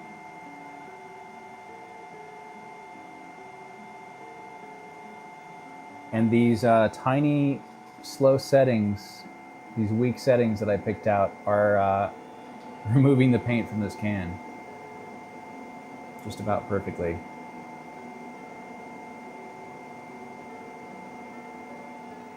Crazy. So we would want to go slower than this. So maybe we'd set up like a max jog speed. Okay, it's not quite getting through some of these layers where it's text on top of the paint.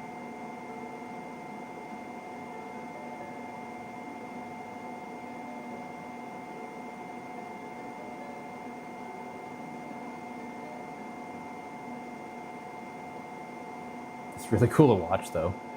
Hopefully you guys can see this okay.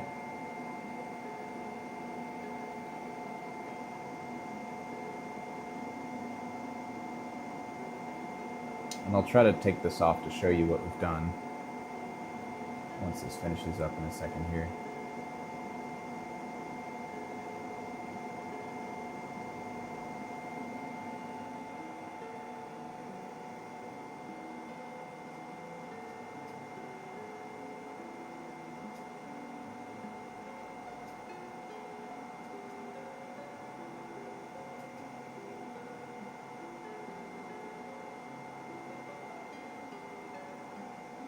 Okay, it finished up. Good. All right, we will loosen this. It should let us loosen. There we go. Very cool. So our settings are definitely not optimized, but you can see on here, I'll just get Droid Cam up.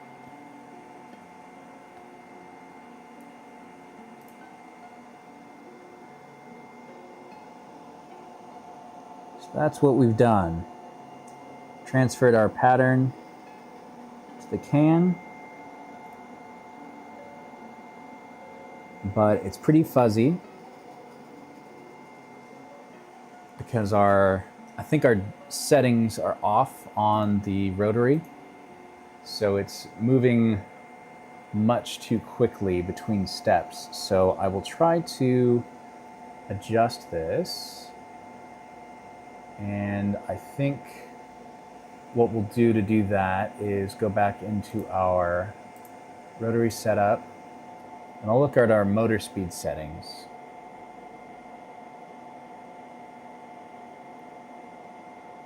And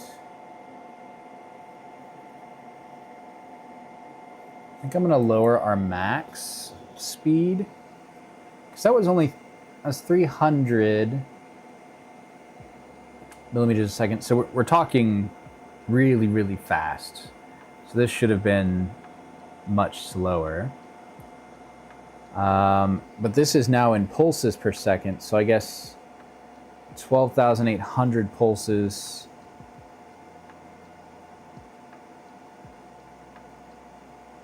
would be one full rotation in 1 second. And we don't want that. I would think we would want like 200 max. So I'll set our minimum way lower. Our maximum way lower as well. Return speed, I'll leave up. It seemed reasonable. And I'll leave our acceleration time where it was. And we'll see if that makes an effect.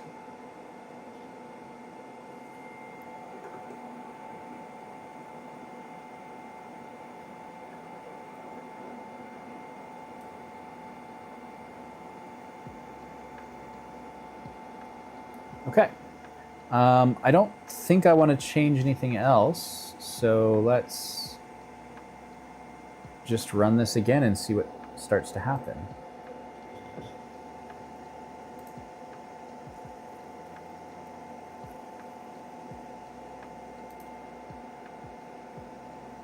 So it's returning very slowly now.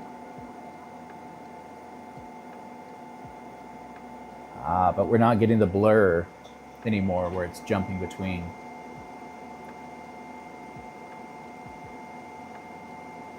So we've just adjusted the motors to run slower. Motor. And that seems to be working pretty well for us.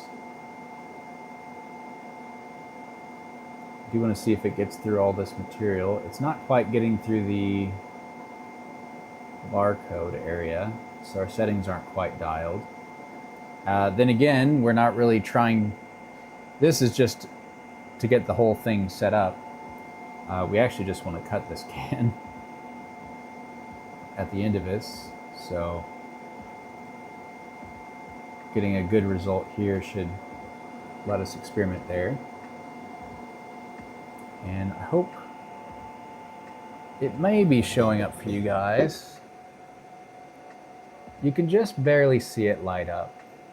So the UV light's not visible, but as it interacts with materials, that can send off visible light. The return speed is so slow now.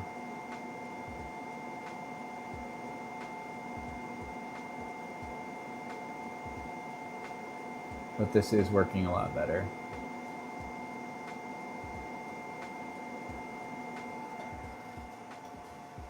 What a cool device. If you ever wanted to engrave a tumbler or a ceramic mug or something, this is how you'd be doing it.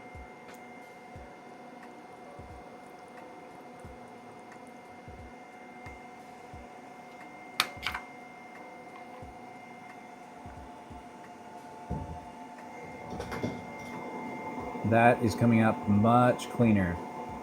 Much cleaner. Let me get you guys a perspective here, closer view.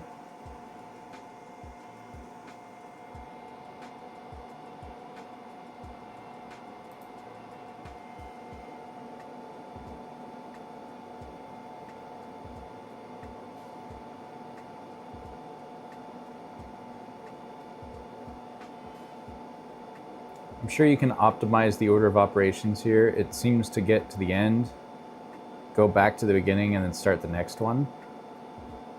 It may make sense for it to start at the end of the next and work back, but that's how the laser's doing it right now.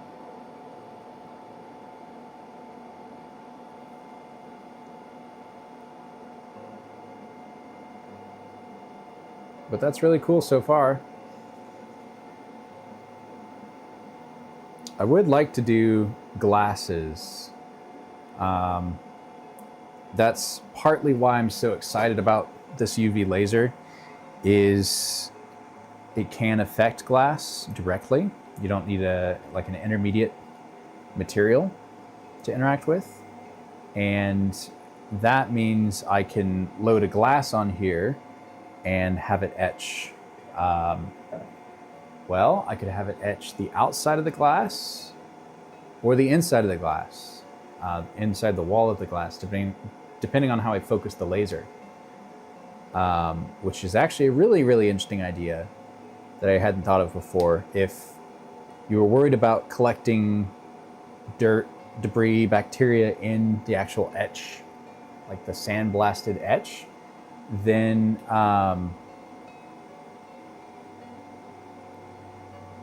if you just embed it in a thicker glass, then there's nothing wrong. No potential issues there. So that could be really cool. We had bought some glasses years ago from IKEA that had these kind of wispy wildflowers etched into the glass. And we've broken one, but we still have one left, and IKEA doesn't make them anymore. So this has been a really roundabout way of making my own. So I have some different IKEA glasses that are not the same style, but they were cheap in bulk, much thicker, and we'll be testing that out before too long to see if we can etch our own glasses, our own designs onto clear glass. And if that works, I mean, maybe that, if you're looking for products to make, that would be a really cool one. Custom designs in glasses. That'd be super cool. Okay, so we're about to finish this up. It's done, okay. Had me confused there for a second. Let me loosen this. Need to learn which way, okay. So kind of lefty-loosey. And get Droid Cam back up. And you can see the result is better.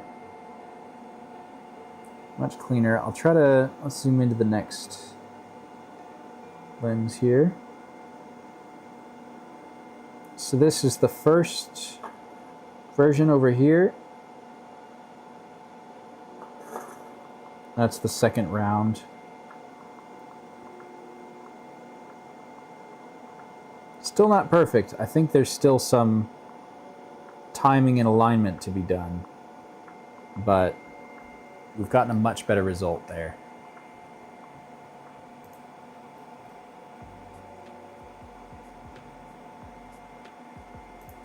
All right, very cool. I think now that we've learned a little bit about this, it's time to try to cut this can.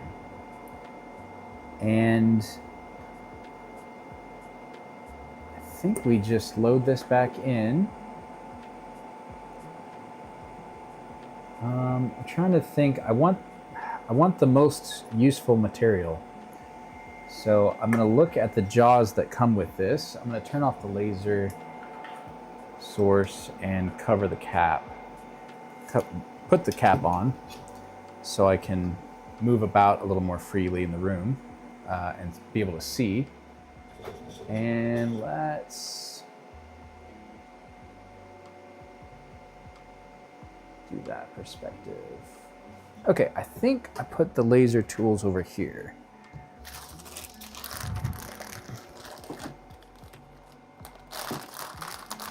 So these are just optional clamping jaws.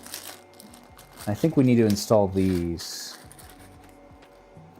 to get the most out of this can.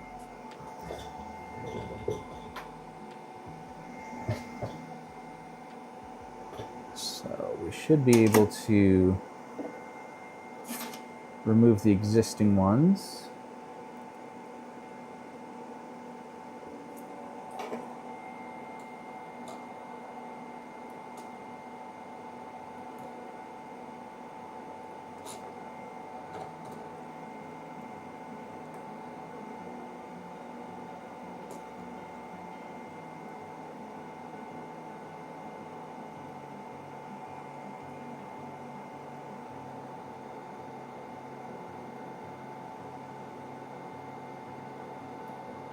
Okay,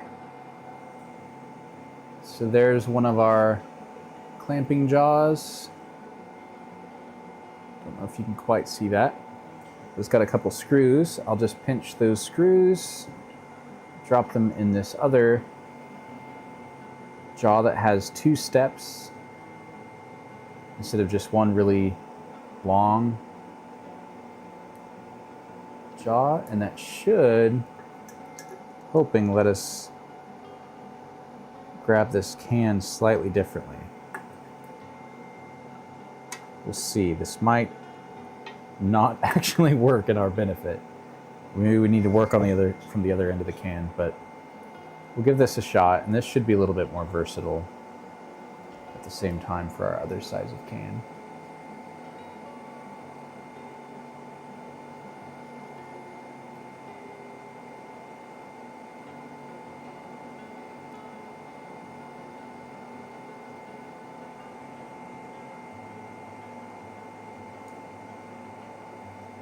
Dang it. Very finicky. What on earth? There we go.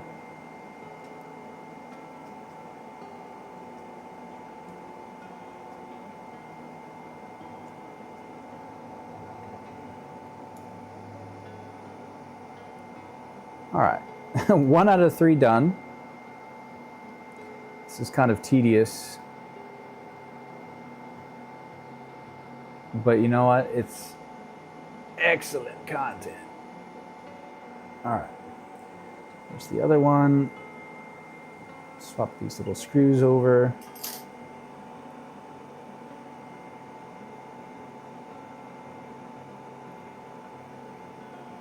So fiddly.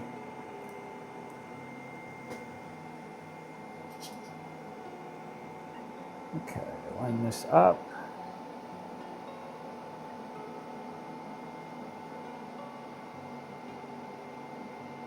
That's something I really wouldn't want to cross thread. Okay, there we go. There we go.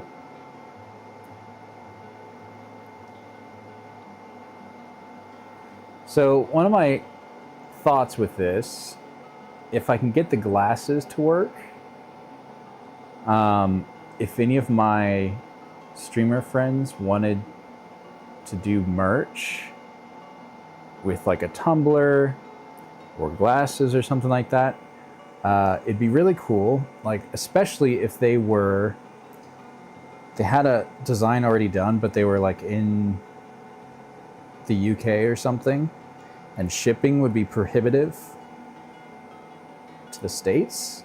If I could essentially manufacture that for them stateside and then redistribute it. Obviously that's a pretty big thing, but it would be interesting to be able to do that and bypass shipping costs, just having local manufacturing closer to the source of the customer.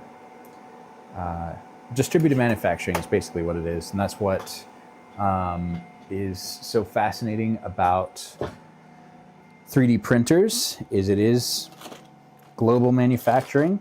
Obviously, you're not going to get to make every possible thing, but you can still make a lot of things, and it doesn't take very much to do it.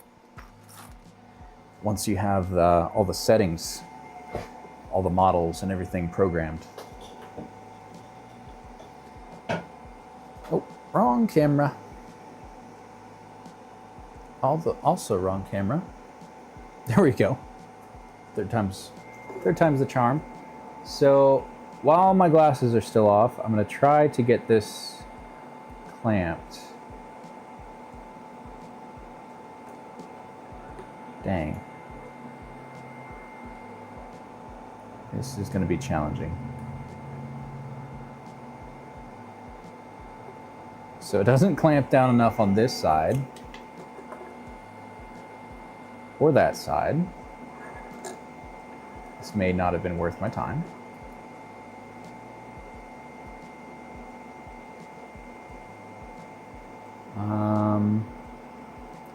This may work.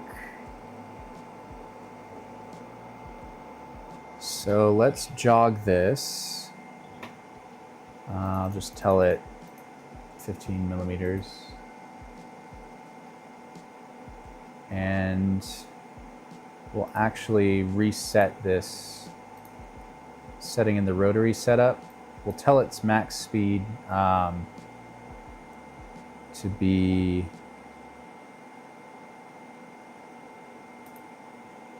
quite a bit quicker.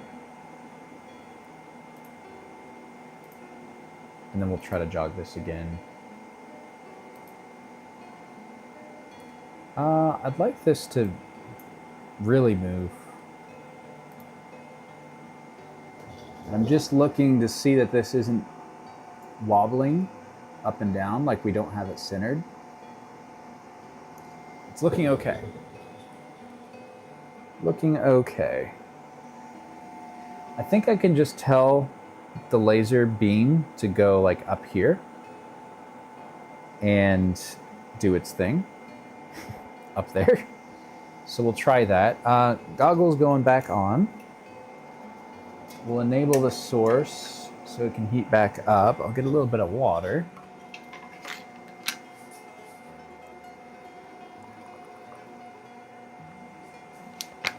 And this keeps going forever. How can I get it to stop? Go to 0. Stop. So it's locked in. Great. I shouldn't have put 5 meters in. It's going to be turning for a long time. I may close this. I don't want to close the software. Dang it.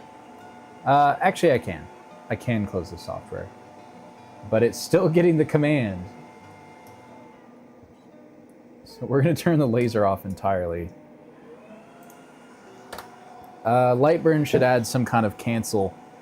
I'm sure there is, but maybe just it's not built into the rotary function yet. So I need to make a new line. So I'll pop in here, and we still have the boundary issue, but let's just try to make a line. There's our line. And I'll make it longer than this. We're going to go to the 300 millimeters. Our can was, let's see, if we go to our laser tools and our rotary setup, it should tell us. It's saying the circumference is 208 millimeters. So we'll go to 210. And we can see here that this is much larger than our working area.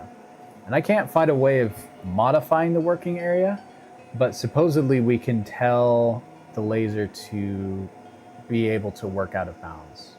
So I'll just head back to that Google page, and it says in the laser window.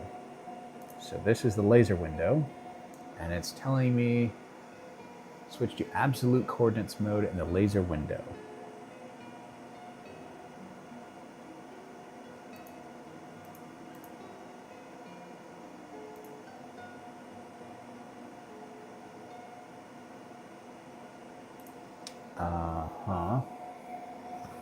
Sure.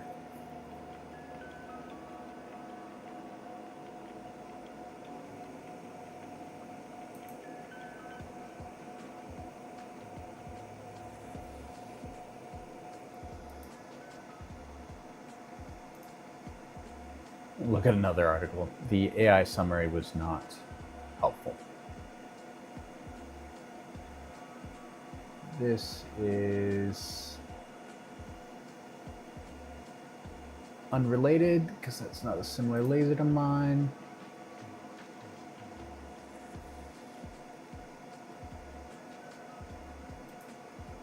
I'm actually trying to do the opposite of what all of these guides are telling you. All these guides are like, here's how to avoid out of bounds. And I'm like, I literally want it to be out of bounds.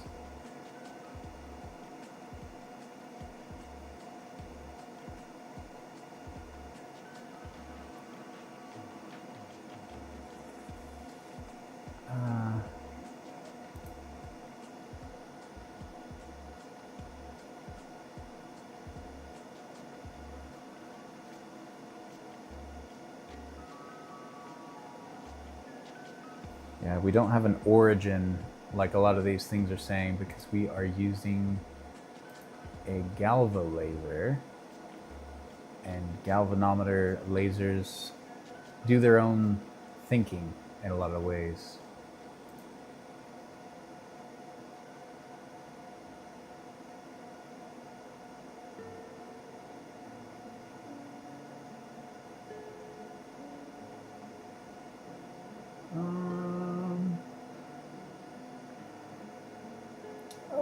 We could just adjust. So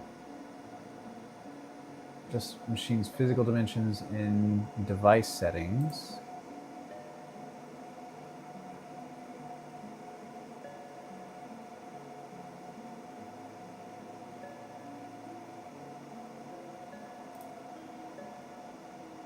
Although I've been in here many times and not seen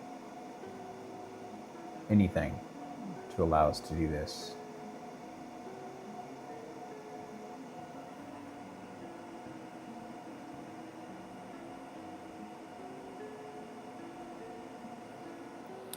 Okay.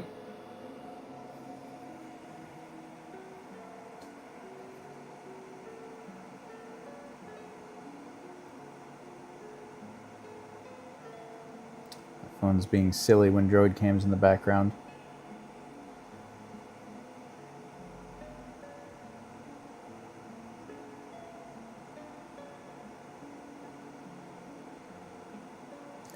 Respond to something real quick. Yay. Okay. Well, I guess we'll look at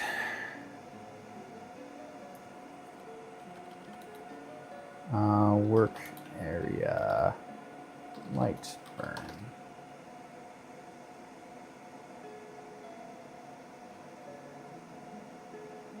Top toolbar. The what?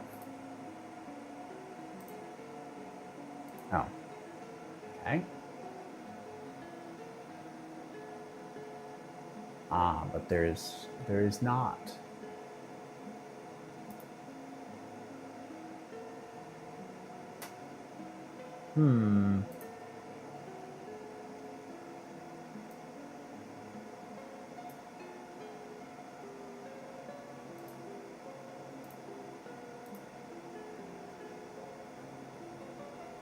Yeah, I don't get these same settings for this specific device, which is very annoying.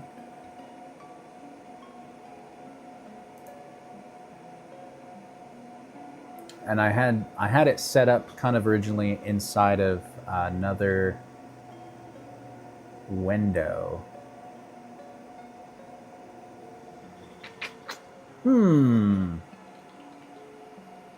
Well, let's try it again because we've set things up a little bit better. So I'll adjust this up, and we will see if we just run it, what happens. Okay. One shapes were set to fill but weren't closed. Okay, well, we can make this a line. Let's try this again. Ah, that may have been what I was freaking out over, but it's actually not a problem. Okay. So I need to set this way smaller. And adjusting that seemed to work. Good. All right. Oh, now the framing works. Very cool. So it's using the x-axis for that. And I think I could put some highlighter on this. See how much the highlighter lights up under the UV? Very cool. So I'm just applying a little bit of that so I can see the dot a little bit better. Oh, and then you cycle through the different slices. Okay, because we have a full shape. Very cool. Okay. Well, I'll close that. I can barely see this dot, and I'm going to move. I'm going to say that I have these little blocks, actually, that I've made. So this should be 2 centimeters by 3 by 1. And I can just roughly set that there and know that maybe 8 to 9 millimeters up on this. So if we were there, we'd go to there and tell it to frame again.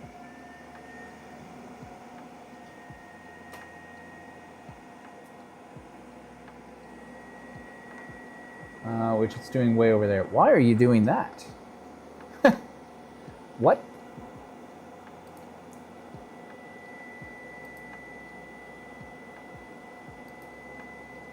Weird. You have to enable the rotary mode to get it to work. All right, I'm just gonna hit start.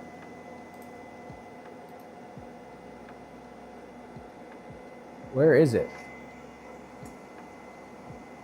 Why is it pulsing like that? Oh, there we go. That's what the problem was. It was cutting the jaw. Okay, I would like this to be continuous. We need to move this down a lot by, say, that much. And the dot should move. Why did it move so far?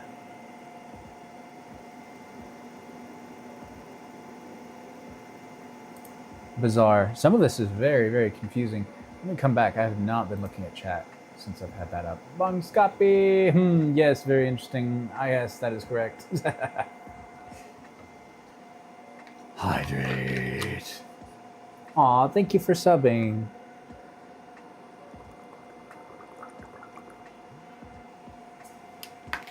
Appreciate that.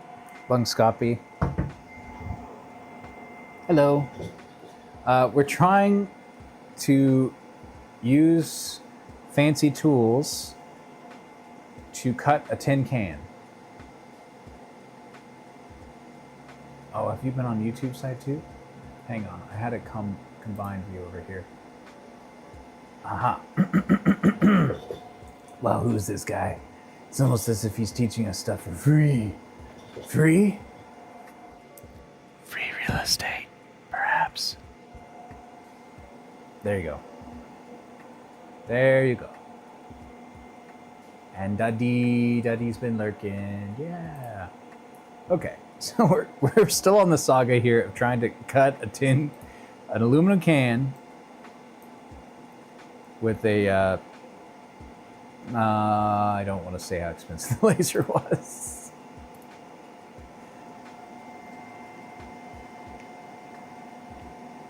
All right, hopefully this lines up better. That's much closer to what I want. Okay, guys, I think we can do this. So I'm gonna hit stop on that. Now we're gonna dial the laser up. And by dial up, I mean turn the speed way down. But we'll put the frequency to like 15,000 hertz. We'll turn our Q-pulse width way up. And we'll do one line for now. Well, Navi's trying to get Bang to like this the stream. Thanks, Navi. Appreciate it. What's a place like you do? Was that intentional? Bong, that is fucking hilarious. Oh my god. Trying to find out if that's intentional or not so I don't utterly embarrass you. Okay. So Bong meant to say to Dottie, What's a man like you doing in a place like this? But accidentally flip-flopped it and said, what's a place like you... what's a place like you doing in a man like this? That is hilarious. And then Dottie went with it. It's like, what am I doing in a man? I mean, Finemorth is, well, look at it. That's hilarious. I love... is that a Freudian slip? Is that how... is that how that goes? Is that what that's called? That's funny. That's funny. Okay, moving swiftly on. So I've dialed the settings for power. More power, baby. And hopefully things happen. So I'm gonna hit start. And we'll just run it. It's rolling over. It's lined up properly. Woo-hoo! Listen to that baby purr. I'll turn down the vent a little bit so you can hear this.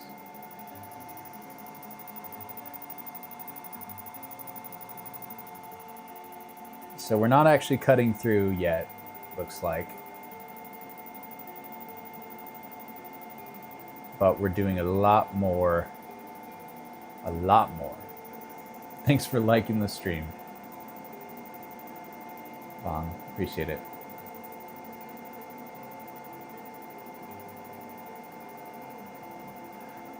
Bong, I don't think I can read that aloud.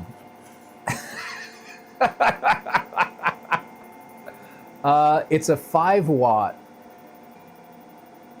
UV laser, which doesn't sound like much, but because it's in the UV spectrum, it's quite a bit of power. I don't know the equivalent though. Maybe it's equivalent to like a 30-watt fiber laser. But the UV can affect any material and your infrared light will not. So I can work with paper and glass and things like that directly. But this is interesting. This will take some getting used to because it seems to, I don't know if it doesn't microstep or what exactly. Then again, it's really thinking it would run a whole long line here and then move, but we're just doing one line. And I don't think that changes whether I orient this 90 degrees in a different direction or not. But yeah, I'm just gonna let chat sit with that one. But it should be cutting a 0.15 millimeter thickness. I see what you're saying. Yeah, with the aluminum can. I imagine it will. We just need to identify the proper settings. I have not really dialed in any settings for aluminum yet. I honestly expected this to run fluidly here, just a constant turn, and then just have the laser there instead of running these short pulses as it steps across, but we'll figure it out. So it's done its whole round, and I need to take this out and inspect. Just drive that loose. It is an etch, not just a mark. It catches my nail. It's in a really good spot, but I don't think that is going to be deep enough. So let's try to reset this.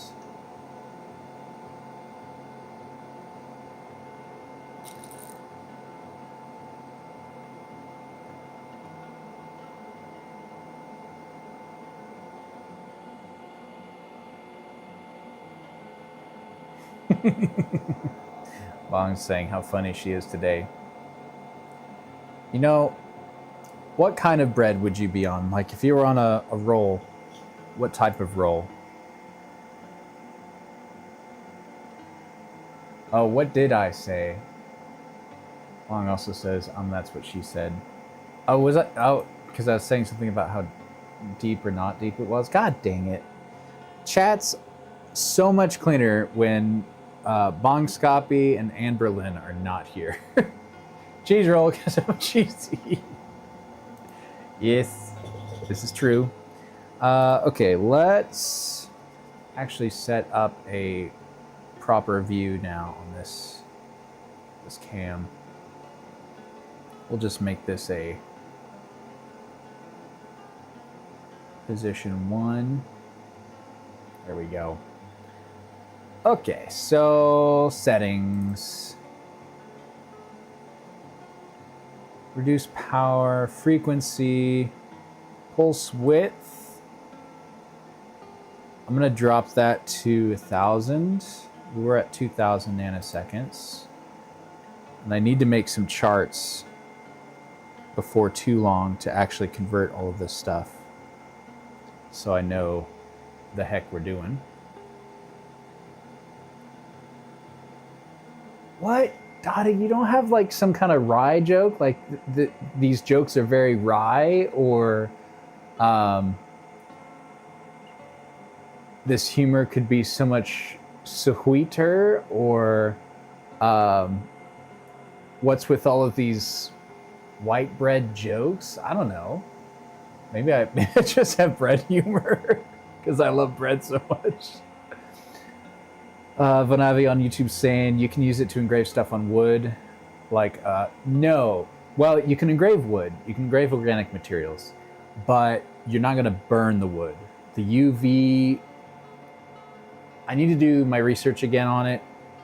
It's been a little while, but the UV breaks up chemical bonds and then it releases material instead of burning away. It's not using heat to break away atoms and molecules. It's affecting them directly, I guess. So it doesn't actually heat things up the same way that a diode visible light laser would, or an infrared laser would, like a fiber laser. So when you mark or burn wood, you're actually not burning it in the same way. It's ablating it. So it's the diode laser that I have would be better for that if you wanted to burn something in. But this will be more like a CNC. Like if you thought of that as a comparison, it would scoop it away without actually burning it.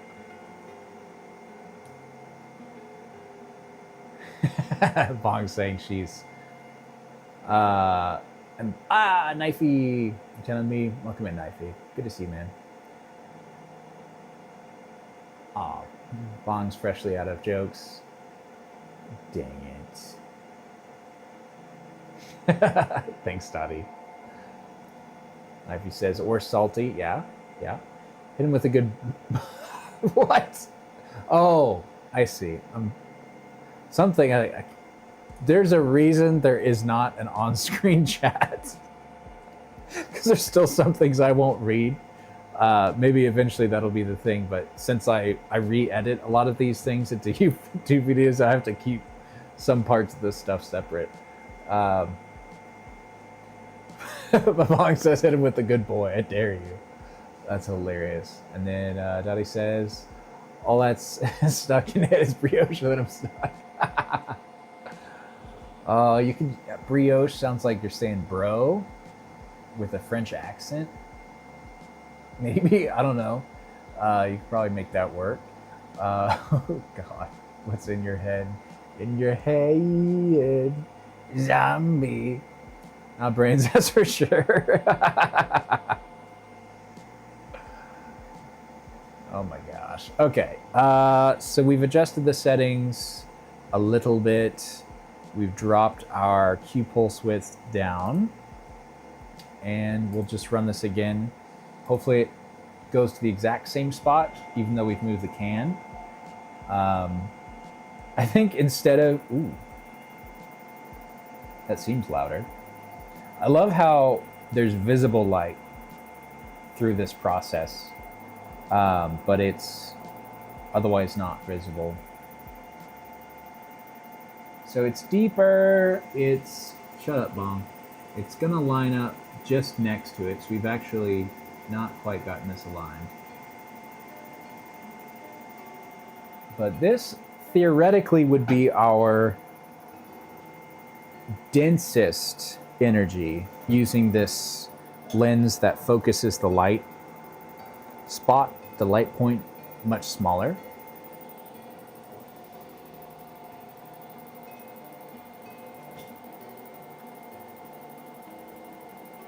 Aw, thanks for keeping me tabbed up, Mom. Appreciate that. Enjoy Civ 6. It should be fun. Rude, only because I knew you were going to make a comment that I said it was going to be deeper. I'm calling you out before you can say it. That's all. But enjoy your game. Civ 6 is a good game. I've played a lot of Civ 4. I think I have 5. And then it kind of dropped off for me. It's kind of, I mean, it's the same thing over and over. It just gets more complicated.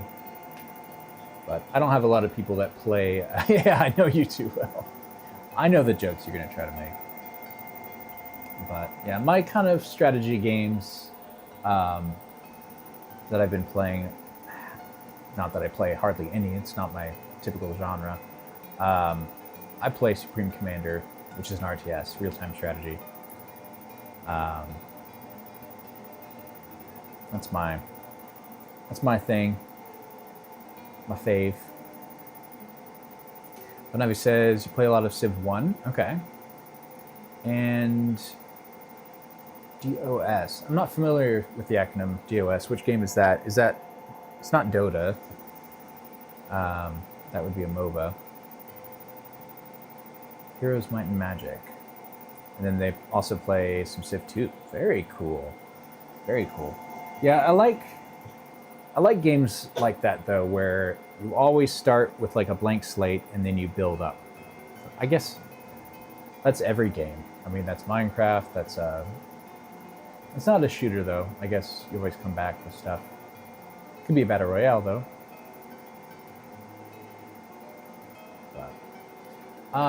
We have ads in about 5 minutes on the Twitch side, just to give you guys a heads up.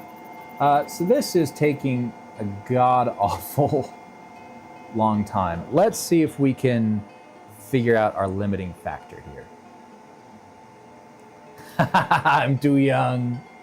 Too young. Yes.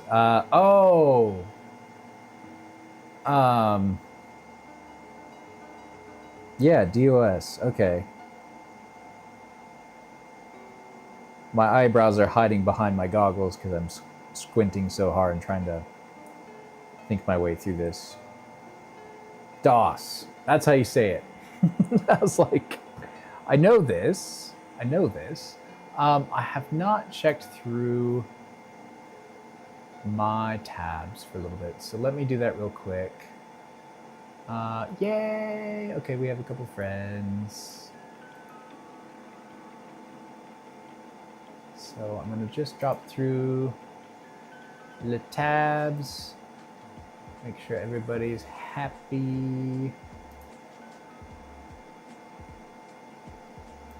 and make sure I don't have any duplicates, because that ends up happening a lot. I end up with a lot of duplicate tabs.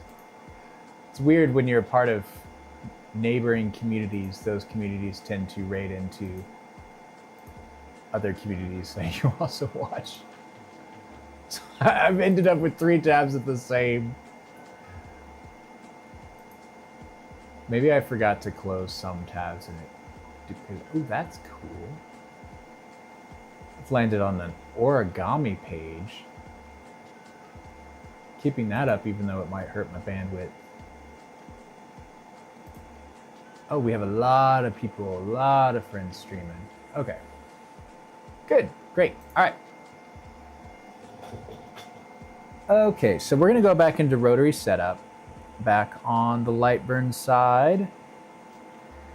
And let's, I can find my mouse, which is hard to see with sunglasses on. I wanna find our acceleration time. I'm wondering if that can affect this. If we can get this to be more consistent, like a constant turn. If it's turning smoothly, constantly, and just holding the beam there, I'd be very happy. But I don't also understand what I'm doing, which is life. Okay, acceleration time in milliseconds. So 100 milliseconds to accelerate, I'm assuming between each point. Let's turn this up to 1,000 and run this again and see what that entails. I'm assuming it means each step is going to move much quicker.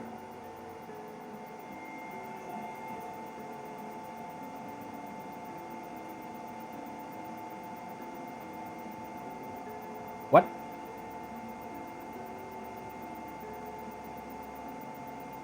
It sounds better, but we're still moving the laser in tiny intervals. It's like the can rolls and then the laser marks, and then the can rolls and the laser marks. It's not the laser stays consistent and the can's just rolling underneath, like I had conceptualized this whole process. So our duty cycle, for a duty cycle, 100% would mean it's on constantly. If I had to give this a number, this would be like 30, where 3 times out of 10, there's actually the intended activity happening.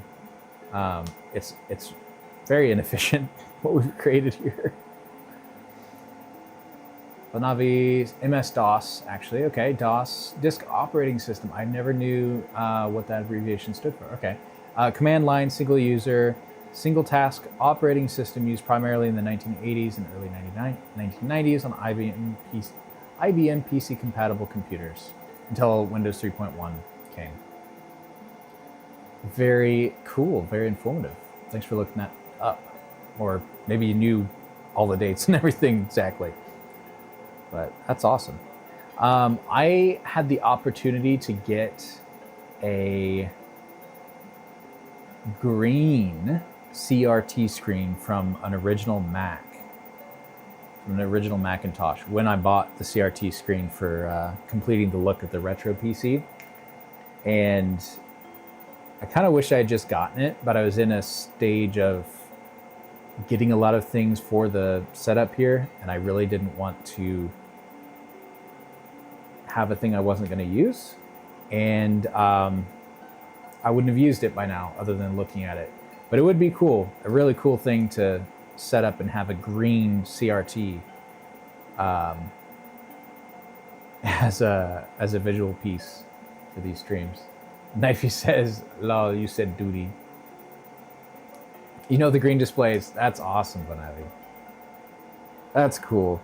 Yeah, you have the almost the full modern era of computing. You have a bigger perspective than I do. Like I have an idea that it's been slower and what limitations, but I never experienced it. I never learned how to program anywhere, but even on old stuff.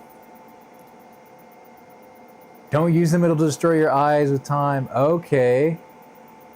Well, that's good to know. Yeah, if I ever did get one, I would just point a camera at it. Okay, so this is too slow.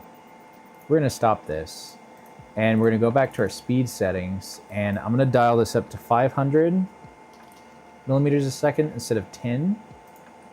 And we're gonna run this again and see if that alters our time. Maybe just it strobing quicker. Yeah. We're limited by the rotation, not by the laser in this instance. So, max shape size, run hold shapes if possible. Oh. Back shape size. I'll tell this to be... Oh. There might be a setting that I've missed for this.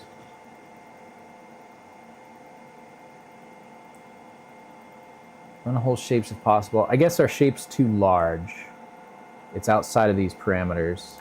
So let me dial this up to exceed that and try again. No change.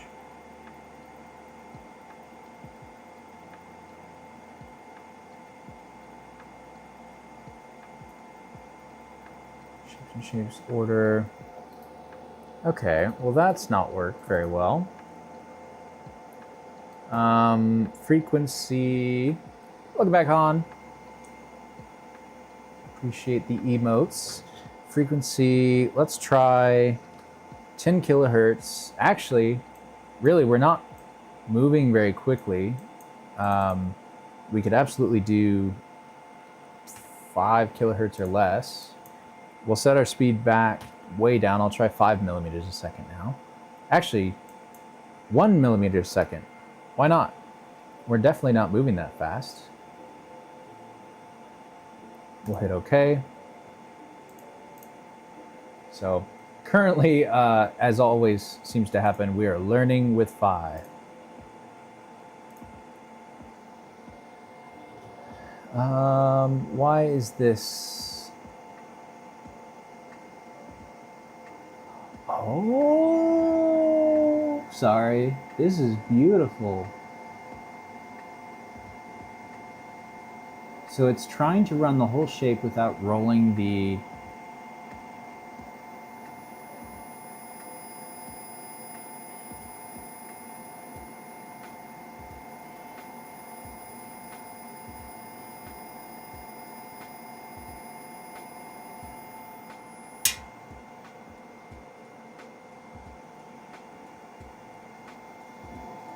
Listen to this. You guys have to listen to this.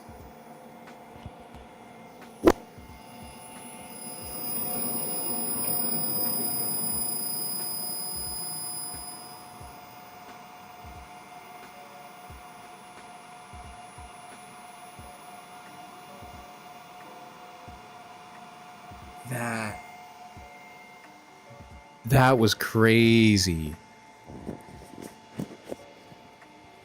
You need an additive UV printer for your Lego? That's cool, Knifey. Like an SLA? No, not SLA. SLS? No. SLM?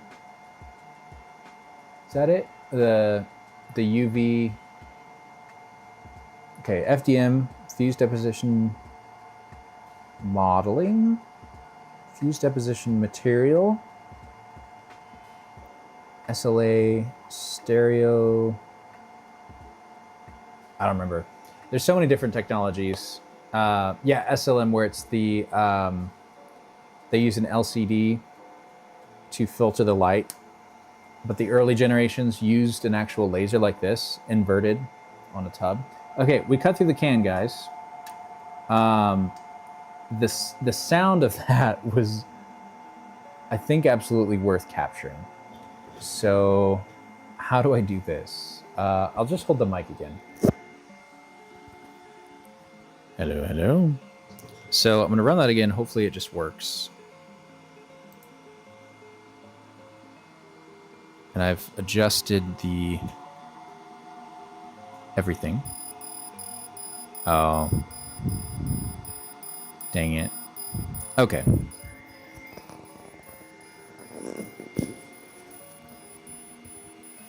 It may have captured the sound, but I'll describe what happened. So the rotary function didn't enable. That may very well have just been because I wasn't looking at the right thing, or I didn't enable it in the right way. But it moved the laser from down low. It moved the laser over here, up to there, and then back across. And as it moves up, it got more in focus. So the frequency we were using, which I think we set 5 kilohertz, so a very audible frequency, as it got more in focus, its pitch increased as it was like how a car engine outputs, like each exhaust pulse only changes in amplitude but not tone. But because the vehicle moves and because the frequency of each pulse happens, you get this simulated frequency. Like an engine, an engine running at 2,000 RPM versus 8,000 RPM sounds wildly different, but each pulse is the same pitch. There's different intensities to it, I think. But we had that effect where the laser, I think, is constant 5 kilohertz etching, but it was only partly in focus and it was changing its focus. I need to turn this fan up. Breathing in too much aluminum. That's not good for you. But my God, that sound was incredible. So this round is having an effect, but it's... that was loud. Oh well, I don't think we've quite nailed this right. So we'll stop that. Yeah, we know speed is fine. Frequency, we're doing good there. Passes, we could maybe set a number of passes and it would run through all of those. All right, awesome.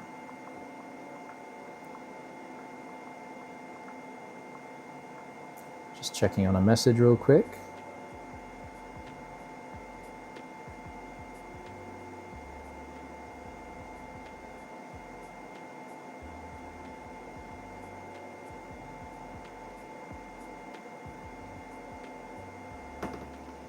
All right, and let's see. I'm gonna just up the number of passes to 3 and see what that does.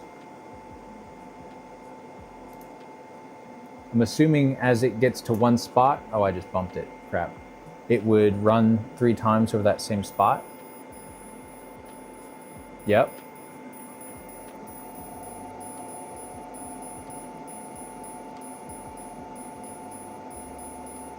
This sounds so cool. I'm so distracted by how cool this sounds.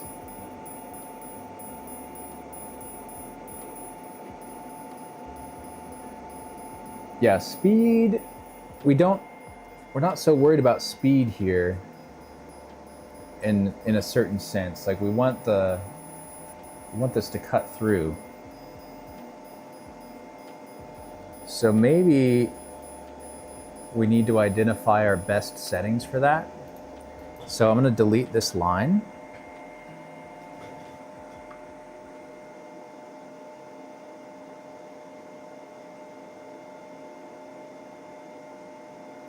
We'll make a circle. I think a circle would be an interesting challenge for this. And I'll bring you guys back over here so we can see. So I'll grab a circle underneath our square. So grab our ellipse and drag it out smoothly. So we have a 3 millimeter circle. I'll adjust this to where on the cannon that's going to work. And this is line at 1 millimeter a second. Let's set this to 5 millimeters. No, I think 1 millimeter a second for what we're doing, for how much we're moving. I think that makes sense. We're at 5 kilohertz and a Q pulse width of 1000. I'll set this to 1 pass and we'll run this.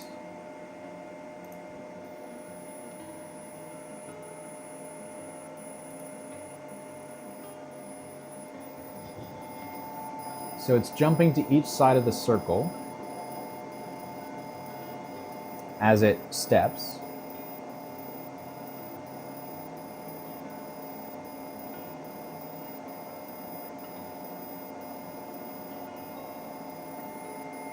so far, this is not very round, even in the slightest.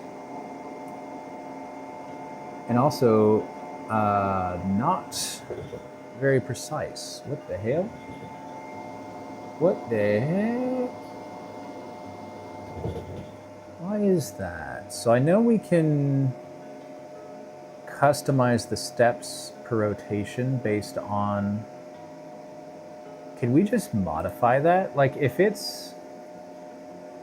Is it steps per millimeter? So rotary setup, steps per rotation. So full rotation is this many steps. And we've told it the diameter. So if we told it that the diameter was actually much larger than it is, I think it would move farther per step. Though the laser may not quite line up.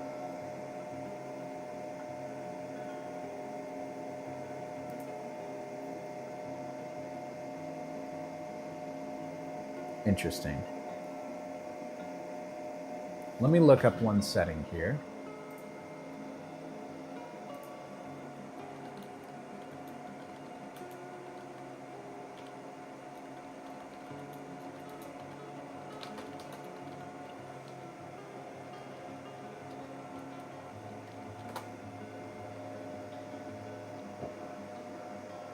Size, setting in common for rotary used GAVA lasers. It's critical feature that divides a design into smaller, manageable horizontal segments. Aha! Aha! We have found it. So split size is this round object getting broken up into the setting of the split size. So it's been 0.1 millimeters, which is why it moves so slowly. So if I tell this that it's in fact 10 millimeters, and I delete these things, we do another line down the middle.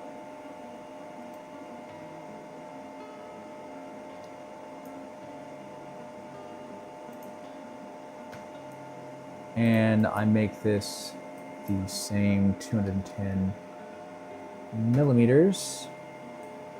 Very nice. I'll move this up to where it should be.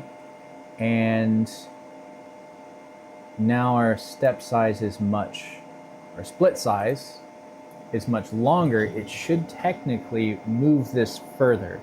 10 millimeters instead of 0.1 millimeters, so a huge difference. I see. So it's going to work on 10 millimeters of material and then move. So it's your rotation resolution, essentially.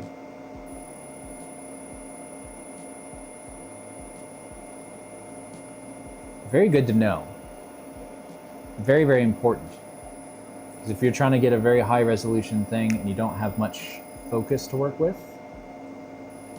that would be really important. We just aren't quite cutting through. So we definitely need to find the correct settings, and then we could definitely achieve something there. So I'm gonna stop that. We've learned some things. It's very exciting. I'm gonna shut all this noisy stuff down and drop things. Good, good. Tap the laser, and then we can take these dang goggles off, and I can see you guys again finally. Let me hop back to chat over here. Let's see, let me catch up on chat.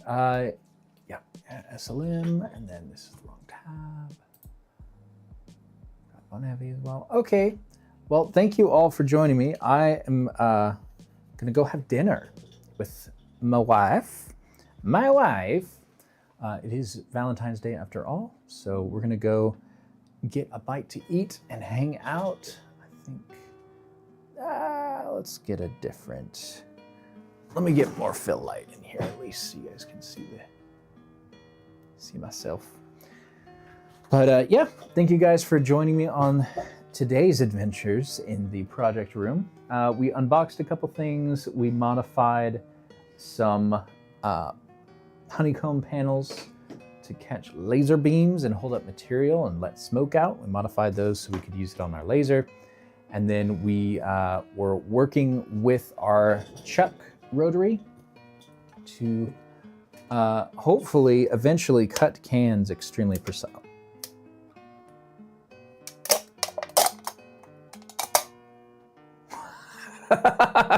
Okay.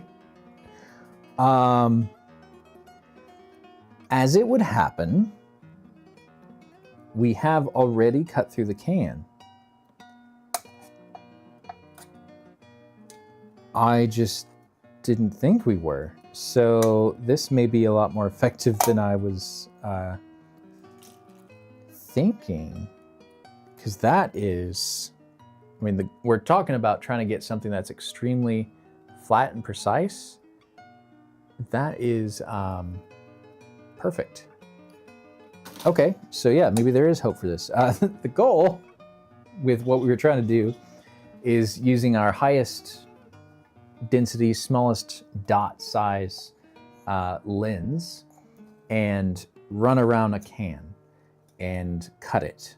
And then you'd be able to, I guess we'd also be able to cut the other way, and we'd get a thin aluminum sheet that we can reuse in other projects. One potential project would be, once it's flat, we could etch out a design on it and use it as a gobo for a lot light modifier, which would just mean we could create a shadow pattern on a wall with a piece of light equipment. So that's kind of what this is steering towards at the moment.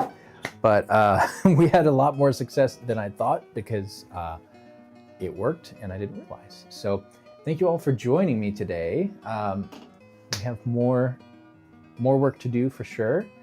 And we've gotten the room a lot cleaner and a lot more organized, so things can kind of start rolling more and more. I've started recording off stream more using this whole setup, which has been really nice. And there should be some more videos coming on the YouTube channel Better Done Right. So I'm gonna find somebody to raid. If anybody on the Twitch side is wanting to come through the raid, I'd absolutely appreciate it. Happy Valentine's Day, Vanavi. Appreciate it. Thanks, Dottie. Thanks for hanging out. And thank you everyone else as well. And thank you, Cade, for the subscription. I really appreciate that. So let me bounce through my peoples here and find a good raid target.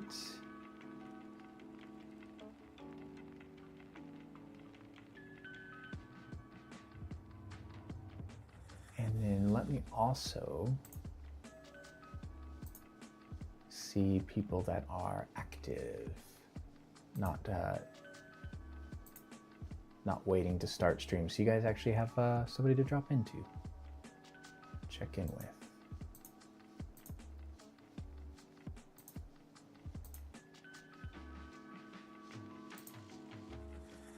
Okay, let's get our raid panel up.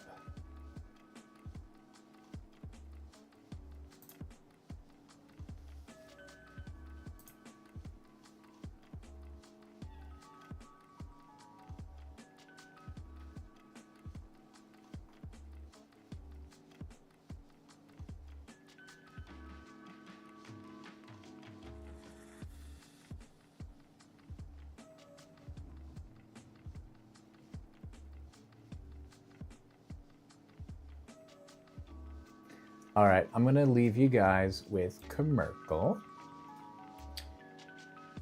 So let me start this raid. She just got her stream going, but she's celebrating her 3-year partner anniversary and doing some self-care collage, which should be kind of similar to kind of the maker vibes that we have going here. But she streams Minecraft and Hytale, and some other games as well with friends of hers. But she's an absolute treat to watch. So I'll leave you guys there. You'll be in good hands, and enjoy the wonderful positive vibes that Commercial brings every single stream. So see you guys in the next stream. Have a good Valentine's Day.